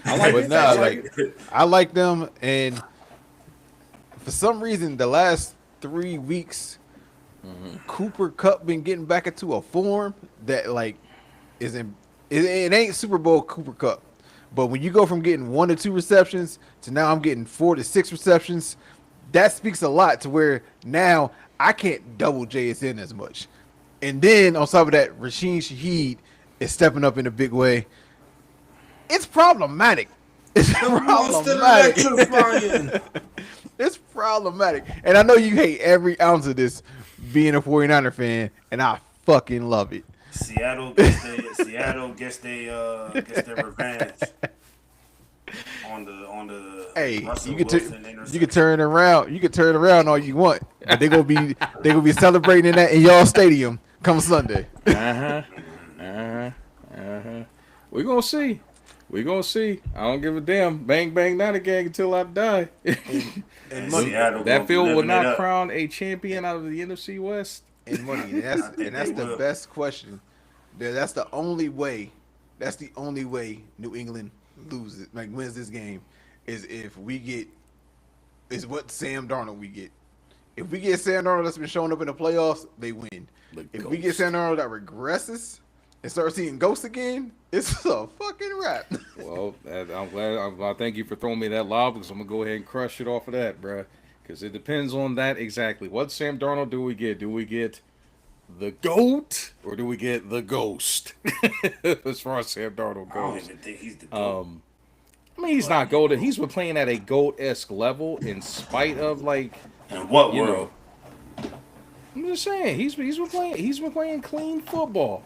You That know, make you a goat though? Doesn't make him a That would GOAT. go we've ass? seen Jeez. Ghosts play. We've seen Ghosts play Jeez. boring football and not put up the best of stats. But you know, he'll be the GOAT as far as that Seattle franchise goes for saving him at quarterback. You know, but Nah, But there's always, as I he still ain't over Russ. And that, no, he's in not. He's the, not in over the us. I'm Patreon. not saying that. I'm not saying that. I'm not saying that. But what I'm saying is, what I am saying is, he is the steady hand that Minnesota failed to pay, and that's all I'm simply saying in that regard. I mean, I'm not. When I say GOAT, I'm not like obviously putting him up there like with that being supremely talented, like a Montana, Brady, Rodgers, whoever. I'm not saying that. I'm simply saying that in doing what needs to be done to secure a championship is playing at a GOAT level. I mean, and sometimes it's just playing good old boring football. You know, not turning the ball over, not putting your team in bad positions, playing complementary football, and making sure a top tier defense is not in a bad position or having to do things, you know, because we've seen bad Sam Darnold. We saw it over the back end of last season. We've seen some few moments here this season where he turns into a pumpkin. It's just going to simply come down to what we get. Is we going to get the guy that's seeing ghosts, or are we going to get the guy that, you know, plays steady football and plays winning football? You know, sometimes it ain't about putting up crazy numbers or crazy touchdowns. It's just about protecting the football, sustaining long drives, wearing down a elite defense, which he will be facing in the Patriots.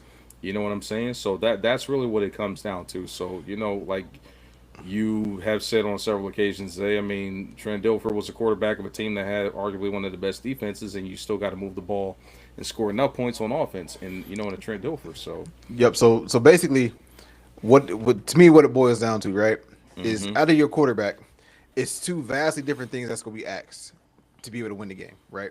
So if New England wins this game, to take our boy Cam Newton's words, Drake May has to go be a game changer. That's what he has to be. If he's not game changing, meaning 250 plus yards of through the air and they're not winning, right? And Sam Darnold simply has to do game manager to a game manager plus, and they win. Don't lose the game because everything else is gonna take care of itself. Our defense is go ball. Our running, we gonna be able to run the ball. They should be able to run the ball on their defense, and just get it down to your check down 5 yards, 10 yards. Jackson Smith and Jigba, Cooper Kupp, and eventually take a shot downfield. Just that's all we need because we've even seen when he played bad. Yeah. First, you guys that y'all should have fucking beat them in week 16, and they still win. So we just need. if only we were healthy. I don't want to hear no excuses. Next man up. It's the NFL. No, bullshit. Get the fuck out. Ain't nobody winning with no damn wide receivers 5, 6, and 7s and NFL. practice squad receivers. I don't want to hear that It's NFL. shit. It's NFL. You still need pros out there, receiver. Hey, like you said, as far as the depth chart, 6, 7. Next man up. Get it. Keep it moving. Keep it moving. You're fired. Man. I'm about to kick your ass out. So like I was saying, all he has to do is be a game manager plus, and he wins the Super Bowl. They don't have to have this crazy game from Sam Darnold. If they get that, great. But it's not what's going to be required or needed. But I think Drake May has to play out of his fucking mind for New England to win. Yeah. I agree. He is. He's going to have to, bro. You know, I know that like my pride is getting in the way of me making a sound pick, but you know what though? So be it. And I still think I got enough data to play off of to give the Patriots a chance. I mean, bottom line, they won a lot of games this season. They finished as a top 2 team in the AFC. With the weakest schedule in the NFL. No doubt about that. I'm not disputing that, but they did win some very big head-to-head matchup against some strong teams. You know, now granted, the rest of it was watered down because their division was absolutely trash. I mean, you already know how I felt about the Dolphins and the fact that they were frauds from the get-go and eventually flamed out as frauds even when they had their late-season surge. But it's just with the Pats, they're continuing to defy the odds. I know they had a bye last week, basically going up against Jarrett Stidham at quarterback, filling in for the Broncos. But as another guy, my co-pilot has stated all season, I mean, Bo Nix was not an overly impressive quarterback playing for them. He was doing just enough to make them a competitive team and not necessarily a dominant team or a two-headed. He was a game manager. He was a game manager plus. And Yep. if they had, and but I also said, as much how critical I've been of Bo Nix, right? I did come on here and say, if Bo Nix plays, they're in the fucking Super Bowl. They beat that New England team because 179 from Drake May versus Houston doesn't beat Denver, and it doesn't beat Seattle this upcoming Sunday. Okay. 140 that he did versus Denver shouldn't have beat Denver, but it did because they had Stidham in, and it definitely doesn't beat Seattle this Sunday. If he comes and is under 200 yards and in that 161, it's over, bro. They have to be able to move the ball, and if they're not doing it through the air, they're not doing it because I wouldn't be surprised if they have less than 60 yards rushing because they only average giving up 50, 58. So I'm saying they're not go get like they defense is like. I know their defense Seattle is like that. Seattle has not allowed a 100-yard rusher in 2 seasons. That's fine. Like, and it's not gonna happen in the bowl, bro. If it happens, I agree. the only way it happens is if Travion Henderson pop one. That's it. Outside of him popping one, And they don't get it. He's popped quite a few this season, man. He ain't popping nothing in the playoffs. We're gonna see. I mean, to his defense, he went against another elite level defense in the Broncos. That's all I'm saying. Henderson more of the I'm gonna catch it out the backfield and burst. Still, I mean, the guy's a home run hitter, and when you got guys like that can crank off big explosive plays like that, you got a puncher's chance, and that's all I'm simply saying is, I think New England is enough of a balanced team on both sides of the ball to have a shot at winning it, and I know Seattle looks like, I know it's looking like they got like one of those all-time great, dominant defenses.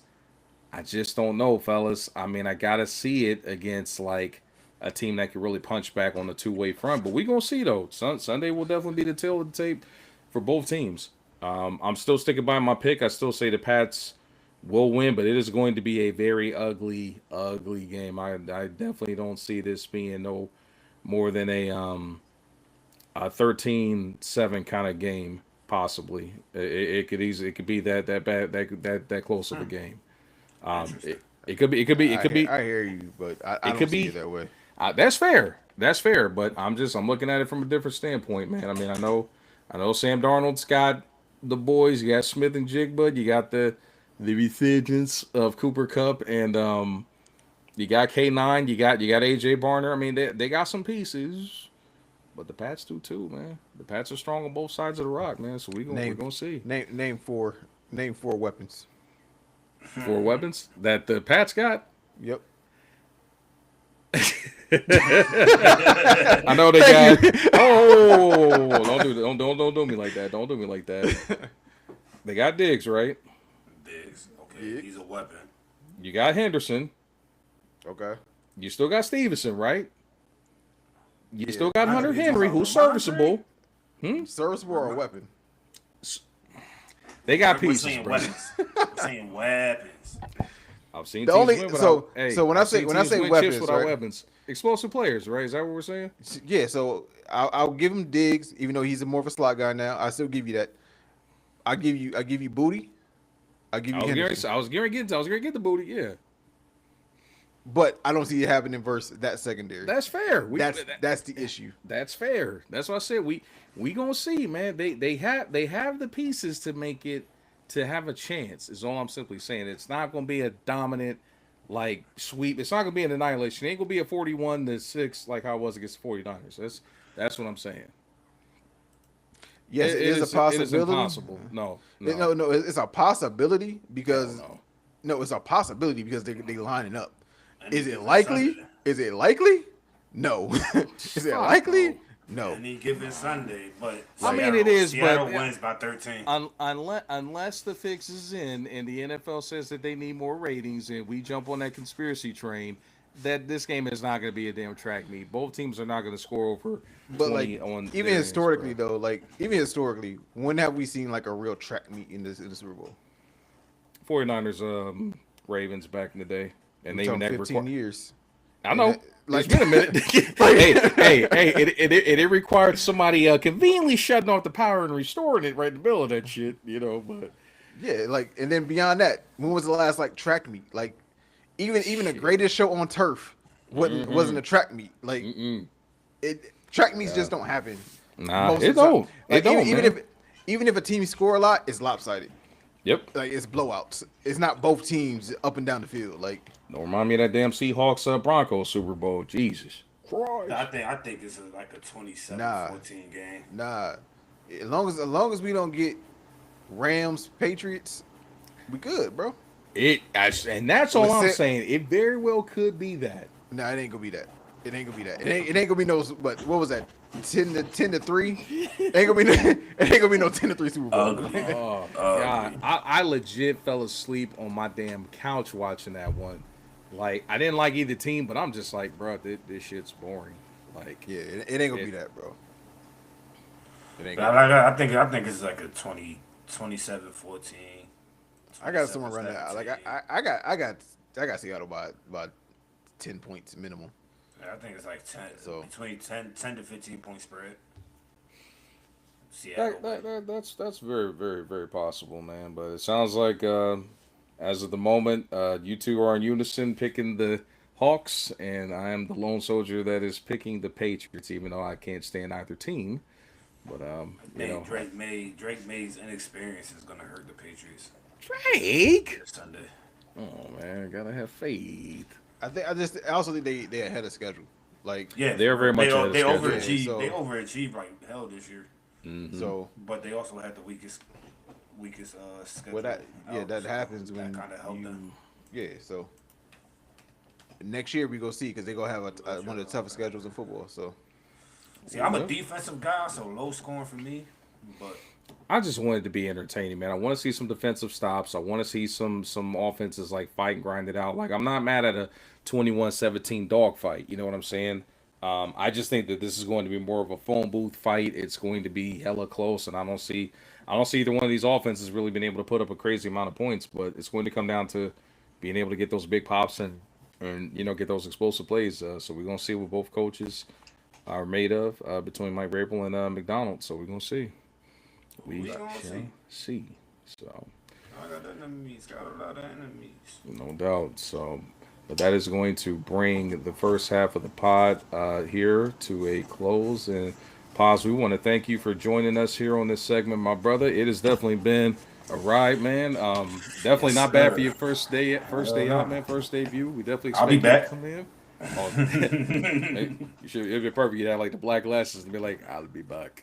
Do I got them up here? It might be out there. I mean, baseball season right around the corner. And, that's something me and Zay can get into. And I'm a, maybe, and maybe I'm you gonna have can to do take the my back homework. seat.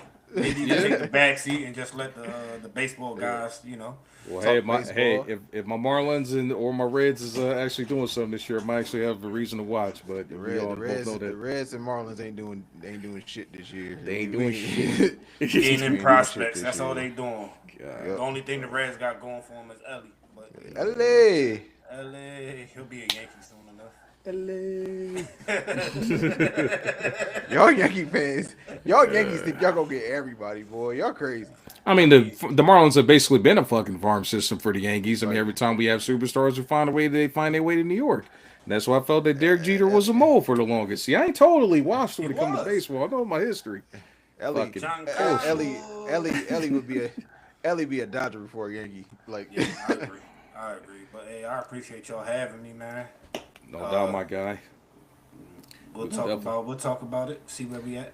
Oh, no doubt, man. sir. I Sure. firmly expect you to be on in the future, my guy. So definitely be ready to 100%. go. So we'll catch you on the next episode, Appreciate my you, guy. boy. Appreciate y'all. Appreciate you, my All right. boy. Yes, sir. Yes, sir, man. Shout out to my boy Paz, man. Been a loyal supporter, man, and not bad. Acquitted itself perfectly on this first debut here on the podcast. So, But we're going to switch this format around and get it back here to the square link, man. We gotta You was get ready to. playing with that a little bit too much. Pause. My fault, man. And it was just because like it was like the thirds. The thirds was like a little off, and I'm like, man, it's like taking that was away. the best way. That was the Well, best way. oh yeah, The the thirds third was was the best way. yeah. I mean, it was working. But like every time I posted like somebody's comment, it was like damn near cutting like you half your shit off. Like pause, but ah man, these statements today have been crazy. But yeah, it was just like it just seemed like it was cutting like off of like the imagery, and I was just like, man, I gotta get this shit right. Then I clicked. I'm like, oh, it's not doing what I needed to do, but you know, it corrected itself. You know, we had to take it. They had to take a gamble here and there. You know, It's all good. It's all good. We figured it out. Like I said, elevation. So elevation, no doubt. And speaking of elevation, we are at now following our trend for the past couple of episodes. We are giving you more entertainment and culture, and we cannot let this week slide without talking a little bit about some music, and specifically about a guy that had one hell of a run at the Grammys this past weekend here. If you have not been paying attention, one of our favorite rappers and artists out there, Sir Kendrick Lamar, had a one hell of a Grammys performance, man. Officially swiping in, I do believe, a grand total of 5 at the Grammys recently, man. Which I'm still kind of scratching my head seeing that it was for an album that came out in 2024, but I digress, you know. If you have not been paying attention, man, he definitely came through and had a 5 Grammy big W here, man. Zay, I'm gonna let you lead off here with your thoughts on Kendrick having the 5 W's at the Grammys and being allegedly elevated into legendary or, you know, all-time great status. well, People are some people are even blasphemously even trying to say that he belongs on the Mount Rushmore of rap all time. you know, it's clearly because of the boy. The honorable thing is to give him the loot. Somebody gonna get him that Grammy right now. So, you know, it is what it is. Like, I not even because of the beef. Like, I legit haven't paid attention to the Grammys to keep up with the Grammys in probably close to 10 years. No doubt. Ever since Macklemore won the Grammy, I'm like, yeah. This ain't for us. Even though this is our music, this ain't for us. No, it is not, brother. It's not voted on by us, so I don't respect it. Like, so, and that's where I stand on it. Okay. Like, yeah, he has 27 wins. That's great. If you want to put him on your Mount Rushmore, that's great. I am historically a Kendrick fan. I just didn't like the antics he's had the last 2 years. But you know, that's neither here or there. You know, you got your opinion, not you yourself, but people got their opinion. I got my opinion. I'm on the side that I'm on, and that's what it is. I think his creativity is a facade as to what it means to our culture. I don't think that is real, and I think it's pandering. I think it's pandering to our culture. In a time where our culture is looking for something, but I don't think he lives the life that he tries to put in some of the music that he lives. And people are like, well, you know, the one album was like his therapy session. You know, he put so much, like, yeah, that's cool, but even on that one, he really wasn't on the King Kunta type shit. So it was different. Like, and so that was different music, and it was cool. But like I said, historically, I've been a fan of his. I'm just not super big on the Grammys nominations or the wins. Like, to me, that doesn't. That's not how I look at success in the music. Like, yeah, like it's voted on by a panel that's not of the culture. So it doesn't mean too much to me. Yeah. Like I said, Macklemore. I think enough is said. Like, Macklemore. I'm gonna say it again, Macklemore. I'm almost ready to say who? Exactly. Like, so you know, it is what it is. Like, I think it means more weight in the R&B type space than it does like the hip hop or rap space. But hey, he had a night. He's won 10 Grammys off of a beef. Kudos, man. Like you said, you won album of the year of an album that didn't come out this year. Kudos. And that's kind of And where I'm at with and it. I'm not even, people want to be like, oh, it's 2006. It's 2006 just happened. Yeah, that means at least let it be 2005 when it came out. And it came out in 2025. It didn't come out in 25. It came out in 24. So if anything, it should have been a part of the last Grammys, not this one, because he won, Grammys off of that album Mm-hmm. on the last Grammy. So how do you win albums like Grammys from one album in two separate Grammys? Like that shit doesn't even make sense. But hey, y'all got it. Go off. Yeah. Now, to Money's point, Tyler the Creator got snubbed on several, and I got my own separate opinion as to why that was. I mean, I think we already know we're treading on thin ice, man, when we start talking like rap and the Grammys in general, just from historically how there's been like, ridiculous snubs. Obviously, you highlighting the whole Macklemore thing. I too feel that Tyler the Creator had did enough with some of his tracks, but obviously Kendrick has the machine going working for him and working overtime. I kind of feel the same way you do, man, because it's still not sitting with me as to how a diss track basically got that kind of like promotion and the method that it was done as well too, kind of making that. I might still sound like I'm a little sore about the whole like Drake and Kendrick beef, but I just don't like how it's a classic case of selective enforcement. Like it's okay for one guy to do it, but like another guy gets crucified for doing the same shit. Um, no doubt. And shout out to you, Paz. I mean, definitely Jelly Roll winning three was also pretty solid as well too, for sure. But back to Money's point, I feel that Tyler the Creator definitely should have gotten a little bit more praise. Seeing that his album actually did come out this past year, it was actually a 2025 project and stuff. But for him to just be totally shut out damn near by Kendrick and all the major like rap categories, it ain't sitting right with me. Again, that album came out late in 2024 and definitely should have been a part of like the awards ceremonies. But man, I get it. I guess like a full cycle year and they're giving him his just due a little bit later. It's just for me, I too have that same kind of angst about like the image that is being portrayed by Kendrick too. So we're definitely in that boat as well. But I'm not gonna like kick flowers. I mean, the album was great. Don't get me wrong. GNX was a great album, but I just still think it was riding the momentum coming off of the beat between him and Drake as far as like the popularity. Because I know a lot of people are rocking with Luther. I still don't think it's that great of a song if you ask me. Like you might be able to crucify me for it. It is what it is. I just don't think it was like a Grammy worthy song. I mean, I've heard so many more that were better than that, especially over this past year. But I just think that first opportunity for like a group like the Clips to have a legit shot at getting one. They're shut out basically by a pop culture machine or like you said, like it kind of like having more of an R&B vibe and aura surrounding it versus a true like hip hop and rap thing surrounding it. And to me, it's just a little bit more pop or R&B based, if you ask me. But I digress. What did Drake refer to him as? The Black Messiah, essentially. Black Messiah wiping up a mixed cream. Mm. Hit vanilla cream. How about to put your self-esteem? Yeah, and y'all know us well, man. Y'all know where we was at when this battle was going on. You know we were gonna take our shots with this.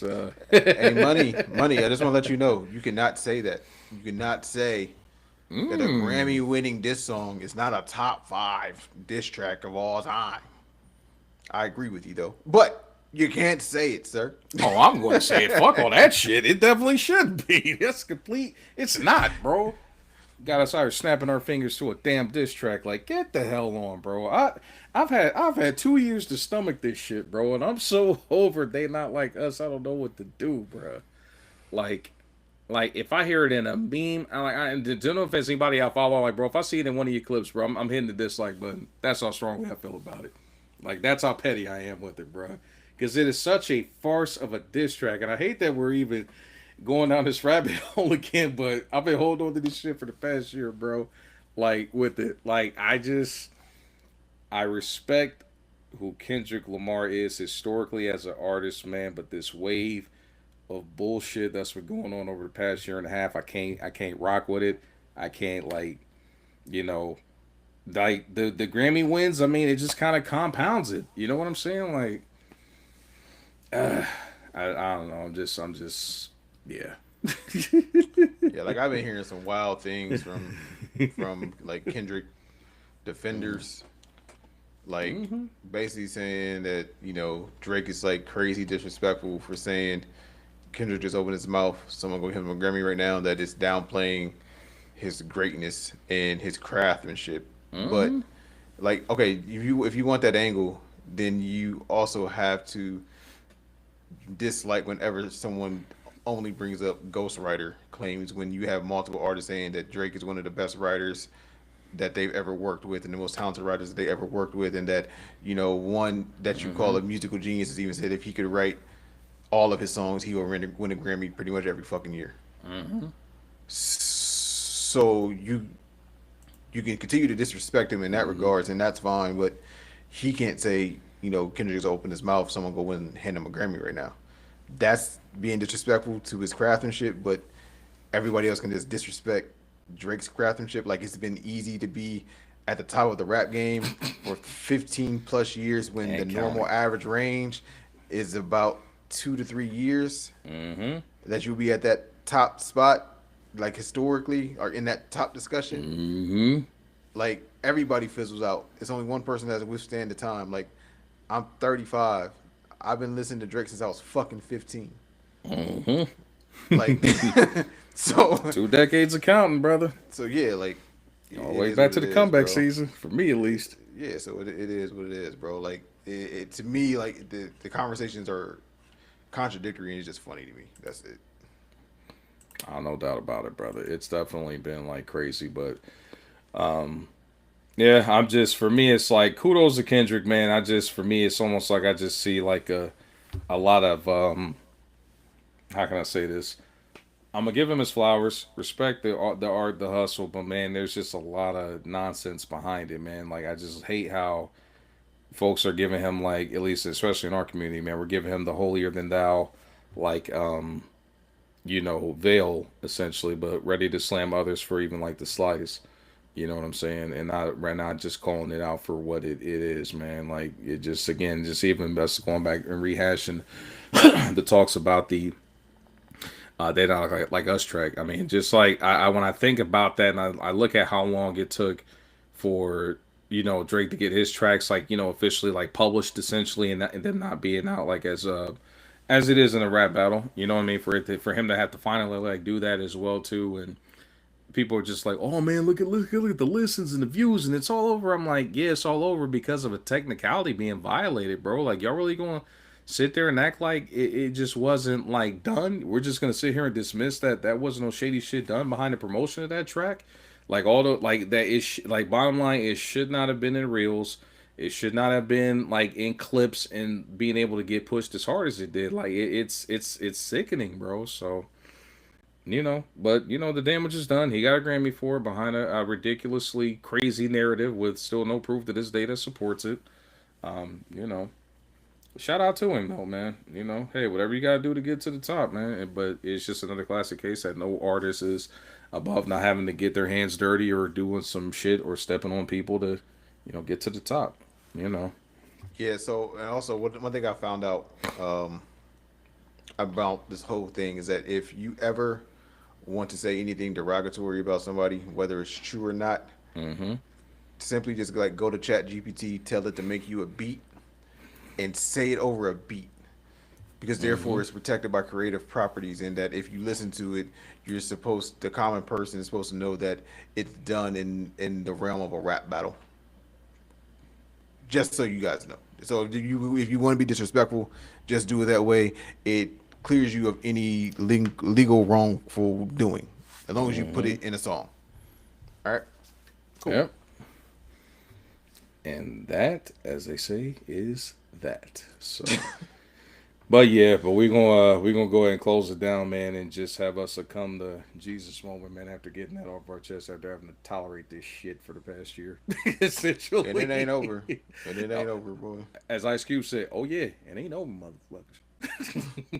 Because It we ain't definitely over. go have some more. Because we will be revisiting that here soon, as a part of our anniversary. But it's ironic, Zay, that we have reached that point, man, of year one, the mission being complete after the first year, and us like learning and growing so damn much, man. But it's crazy to think, man, when we started this whole thing, man, it was kind of centered around that rap beef and that battle, man, like, and the whole like nonsense surrounding that, man. I remember us even like recording for that long ass segment, man, and having to throw away like just exhausted material, man, because we was in here cooking for forever, and you That know, we recorded about 3 to 4 hours worth of material over that. So it was 3 episodes. That's on Spotify, by the way, guys. So still it's there, there. still So, there, man. If you but ever want yeah, to head back and listen to the origins, man, definitely still on Spotify, man. It's up there. It's gonna be there for forever. But yeah, man, this has been one hell of a journey, man. Like for us to get to this point, man. Just we've officially reached the 1 year point, man. And we've definitely grown a lot, man. We've gone through a lot, man, to get to this point with a very long road ahead of like more of like dope content to come out. You know what I'm saying? But and also to highlight what Money said, yes, we do have J. Cole release that is imminent, coming here in the next couple of hours, and I can't wait because I'm gonna definitely have it on a playthrough this upcoming weekend, man. I'm definitely gonna be looking forward to some real rap. You know what I'm saying? Some real rap. What's that about, Zay, man? What we doing, bro? What? Come on, don't be doing that to Jermaine, man. Don't nah, be doing that to Jermaine, bro. he did it to himself. I, Like, I, I and know I you. and I I and know I, you and still I, feel. and I fuck with Cole, but he did this shit to himself. Oh man. Like I'm a def give it a listen, but it doesn't have the same appeal. Like I seen him in concert. I've been Yeah. to the house in Fayetteville, Mm-hmm. so yeah, like I fuck with Cole, but I know you're still disappointed in the diss and then the recant and it's the recant. Like yeah. it's not even like even if he would have did the diss track and then not done anything else, like just bowed out and like didn't. It was the apology and all that. Like, bro, just shut up, bro. Like to me, like you No can't do doubt, that buddy. when your idol was Nas, bro. Nas went so fucking dirty and nasty with him and Jay Z. Like they moms had to step in and be like, "Hey, y'all motherfuckers need to chill this shit out." Like mamas had to get involved. Like Me and the boy AI got more in common than just spoiling rhyming. Get it more in common. Like, bro, like, and we gonna put daylight like us over that shit? Hell fucking no, we're not doing that. No, we're not, bro. We're just not doing that, man. We ain't on that kind of time, bro. But it's not about a difference of whether or not it would have been different or anything mm-hmm. would have changed. Like I said, if he just wouldn't apologize. Like if you want to back out, back out.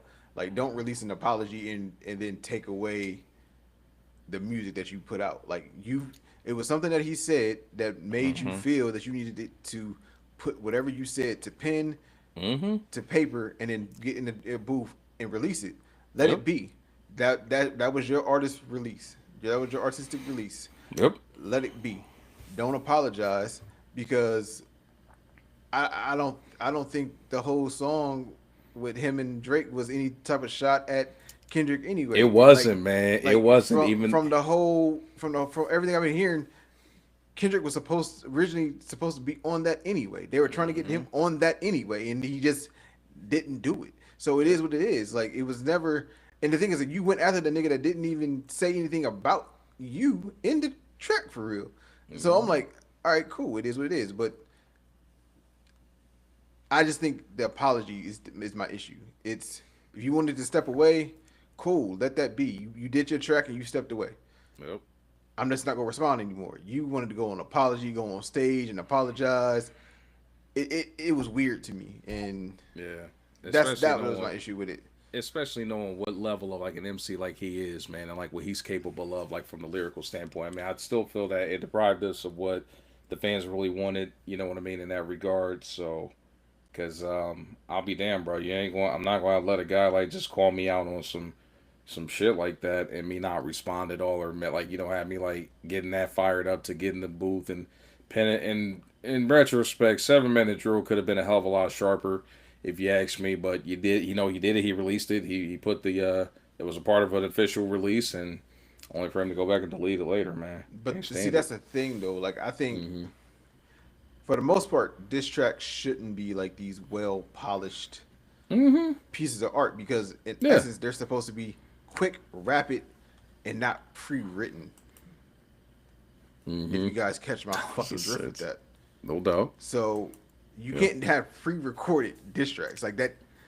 That does you Also, can't go. equally corny. You can't go into a diss track and never rebuttal. Like that's just as bad as like stepping into a freestyle battle with and as much as it hurts me to say this, because those that know me know how much I rock with cannabis historically. That's like him showing up at the live rap battle with a notepad. Like, no, man, you don't do that. You don't come into a rap battle with pre-recorded diss tracks, my boy. Like, Yeah, so man, we gonna have to that's rehash it, man. like even us talking about it now, man. I think we're gonna have to like revisit it, man. Like 1 year removed from that shit, and like review that battle between these dudes, man, for sure. And even Yeah, that's include Cole just in that shit. because that's just where I stand. It was the apology, not. It was just the apology. Like it didn't Mm-hmm. sit well with me. And I'm not gonna say forever, but you're in my standing. You're suspended from being top three because of that. So you in a Rudy suspension. So Oh, he hit him with the rule. Damn. He said J. Cole, no, there is no restarts when it comes to the rap. No restarts. There's no respawn. took that forced L. Yeah, forced L, right? Yeah, God, don't even get me started on that. I gotta get ready to serve mine here shortly, unfortunately. But it is what it is. But that will conclude the 45th and 1 year anniversary episode of the Crisp Logic Podcast. Just a friendly reminder, of course, we are now in February, and on some upcoming episodes, we will be discussing the importance of Black History Month. I really wanted to delve into it this episode, but I also didn't want us to hold y'all's attention too far past that 2 hour limit, but expect more content this month to honor and talk about some of our favorite pieces and moments, even though we kind of just did that right now with this rap battle and the Grammys and all that, so this is the beginning of our contributions to the concept as well, but I'm sure Zay has something to say on that subject as far as Black History Month goes. Oh, Black History is every month. It ain't just February. So don't let them tell you that it's just for February. This country is built on our backs. So hey, every month Black History Month in my eyes. No doubt. No doubt about it, man. Well, that will give us a official wrap here. This has been another official episode of the Crisp Logic Podcast. Your boys. Again, just on the final note, man, we appreciate y'all, the love and support again. Everybody, from Money to the VFE crew, to Paz, Ruli, every Nick, man, so many people. Appreciate y'all tapping in and pulling up, man, and supporting your boys, man. We got a lot more good stuff in store for this year, man. A lot more fire content. We are just getting started, man. I'm excited to see what year 2 brings. You know what I'm saying? So, Yes, sir. Yes, sir. wait, Like you said, right. Number 45. That's me on 2K. You know it, bro. No doubt. Yeah, No but doubt. like you said, 1 year down officially, 1 full year of the pod. Appreciate everybody for listening, rocking with us, and growing with us. So continue to grow with us in year 2, and years beyond this, man. Like it's a movement, and let's push this to heights that we didn't even think that we could achieve. So, year 2, got some good stuff in store for you, and let's take off, man. Let's do this thing. Let's do it the right way, Yes, organically. So That's let's right, do it. man. No shortcuts, no gimmicks, man. This is about what we do, man. This is an official message saying that we are here about crisp logic and not cold or hot takes, man. We just calling it how we see it. We're going to continue to do that for the people. But nonetheless, this has been Frost and Zay. We are going to sign out, and we're going to holler at y'all next Thursday with another crisp episode of the Crisp Logic Podcast. Year 1 done, year 2 now loading. We're going to holler Yes, at sir. y'all. We out. Peace. Peace.